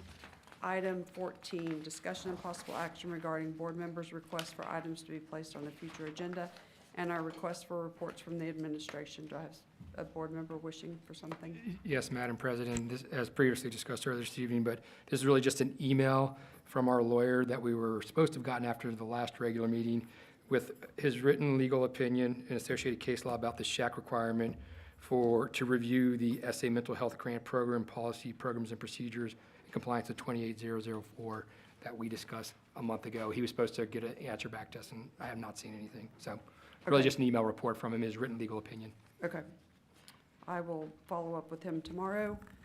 Anybody else? Yes, I have something else. I was made aware, I've been going to a lot of basketball games, and I was made aware of a situation where the coaches are getting really persnickety about kids taking vacation time during Christmas, and they're actually using punishment tactics on the kids when the kids come back during Christmas. I actually witnessed this in North Side, and I thought, surely this couldn't be happening in our district. Well, I've since found out it is. And I would like somebody to explain to me why these coaches are feeling like they have the authority to actually, A, tell the kids that, to tell their parents that they don't want to go on vacation with them during Christmas time. And B, if the kids actually go on vacation during Christmas time, they come back and they're benched, you know. Did you bring this up with Dr. Micah? This is something that I actually brought up with Mr. Jimenez, and I didn't hear anything back. And see, this was something that I thought was only with Northside. And I thought, surely not. But then I started talking to other parents, and apparently it's even worse than that. So I would like somebody to explain to me how we can stop this practice. Apparently it's, you know, it is kind of permeated our district, and I don't know if it's a standard practice in coaching, but I feel like it's anti-parent, anti-child, and I don't think it should be tolerated in our district. Are you able to provide the whatever specific examples to I Dr. can Micah? so that speak he to can Dr. look Micah into it? about it, but I I'm think just, that's you know, I'm just appropriate. wondering how we go about, you know, what is it that we need to do to stop this practice? Because it's unfair, it's unwarranted, and it's, like, as I said, anti-parent and anti-child. Is there a if we motion don't- though, or I'm trying to No, I'm follow? trying to get information, and it's been radio silence about Okay. this. Yeah, Th- so, okay, this so is for Ms. a- V, just as a reminder, if you want something, always please email me, okay? Don't, because remember, as trustees, you can direct me, right? You can't direct those guys. So just, if that's what you want, send me an email, you know, shoot me a text, give me a call, I'll work on it, all right? So if that's what you want, we're gonna talk tomorrow anyway. Okay, very good. Yeah, Right. I got very upset about Yeah. that when I saw it play out in front of me, and Mhm. I'm going, no way could it happen Sure. here. We Okay. can visit tomorrow. Anything else? No motion. Okay, sorry about that. Anything else? All right, adjournment, item 15, and the time is 9.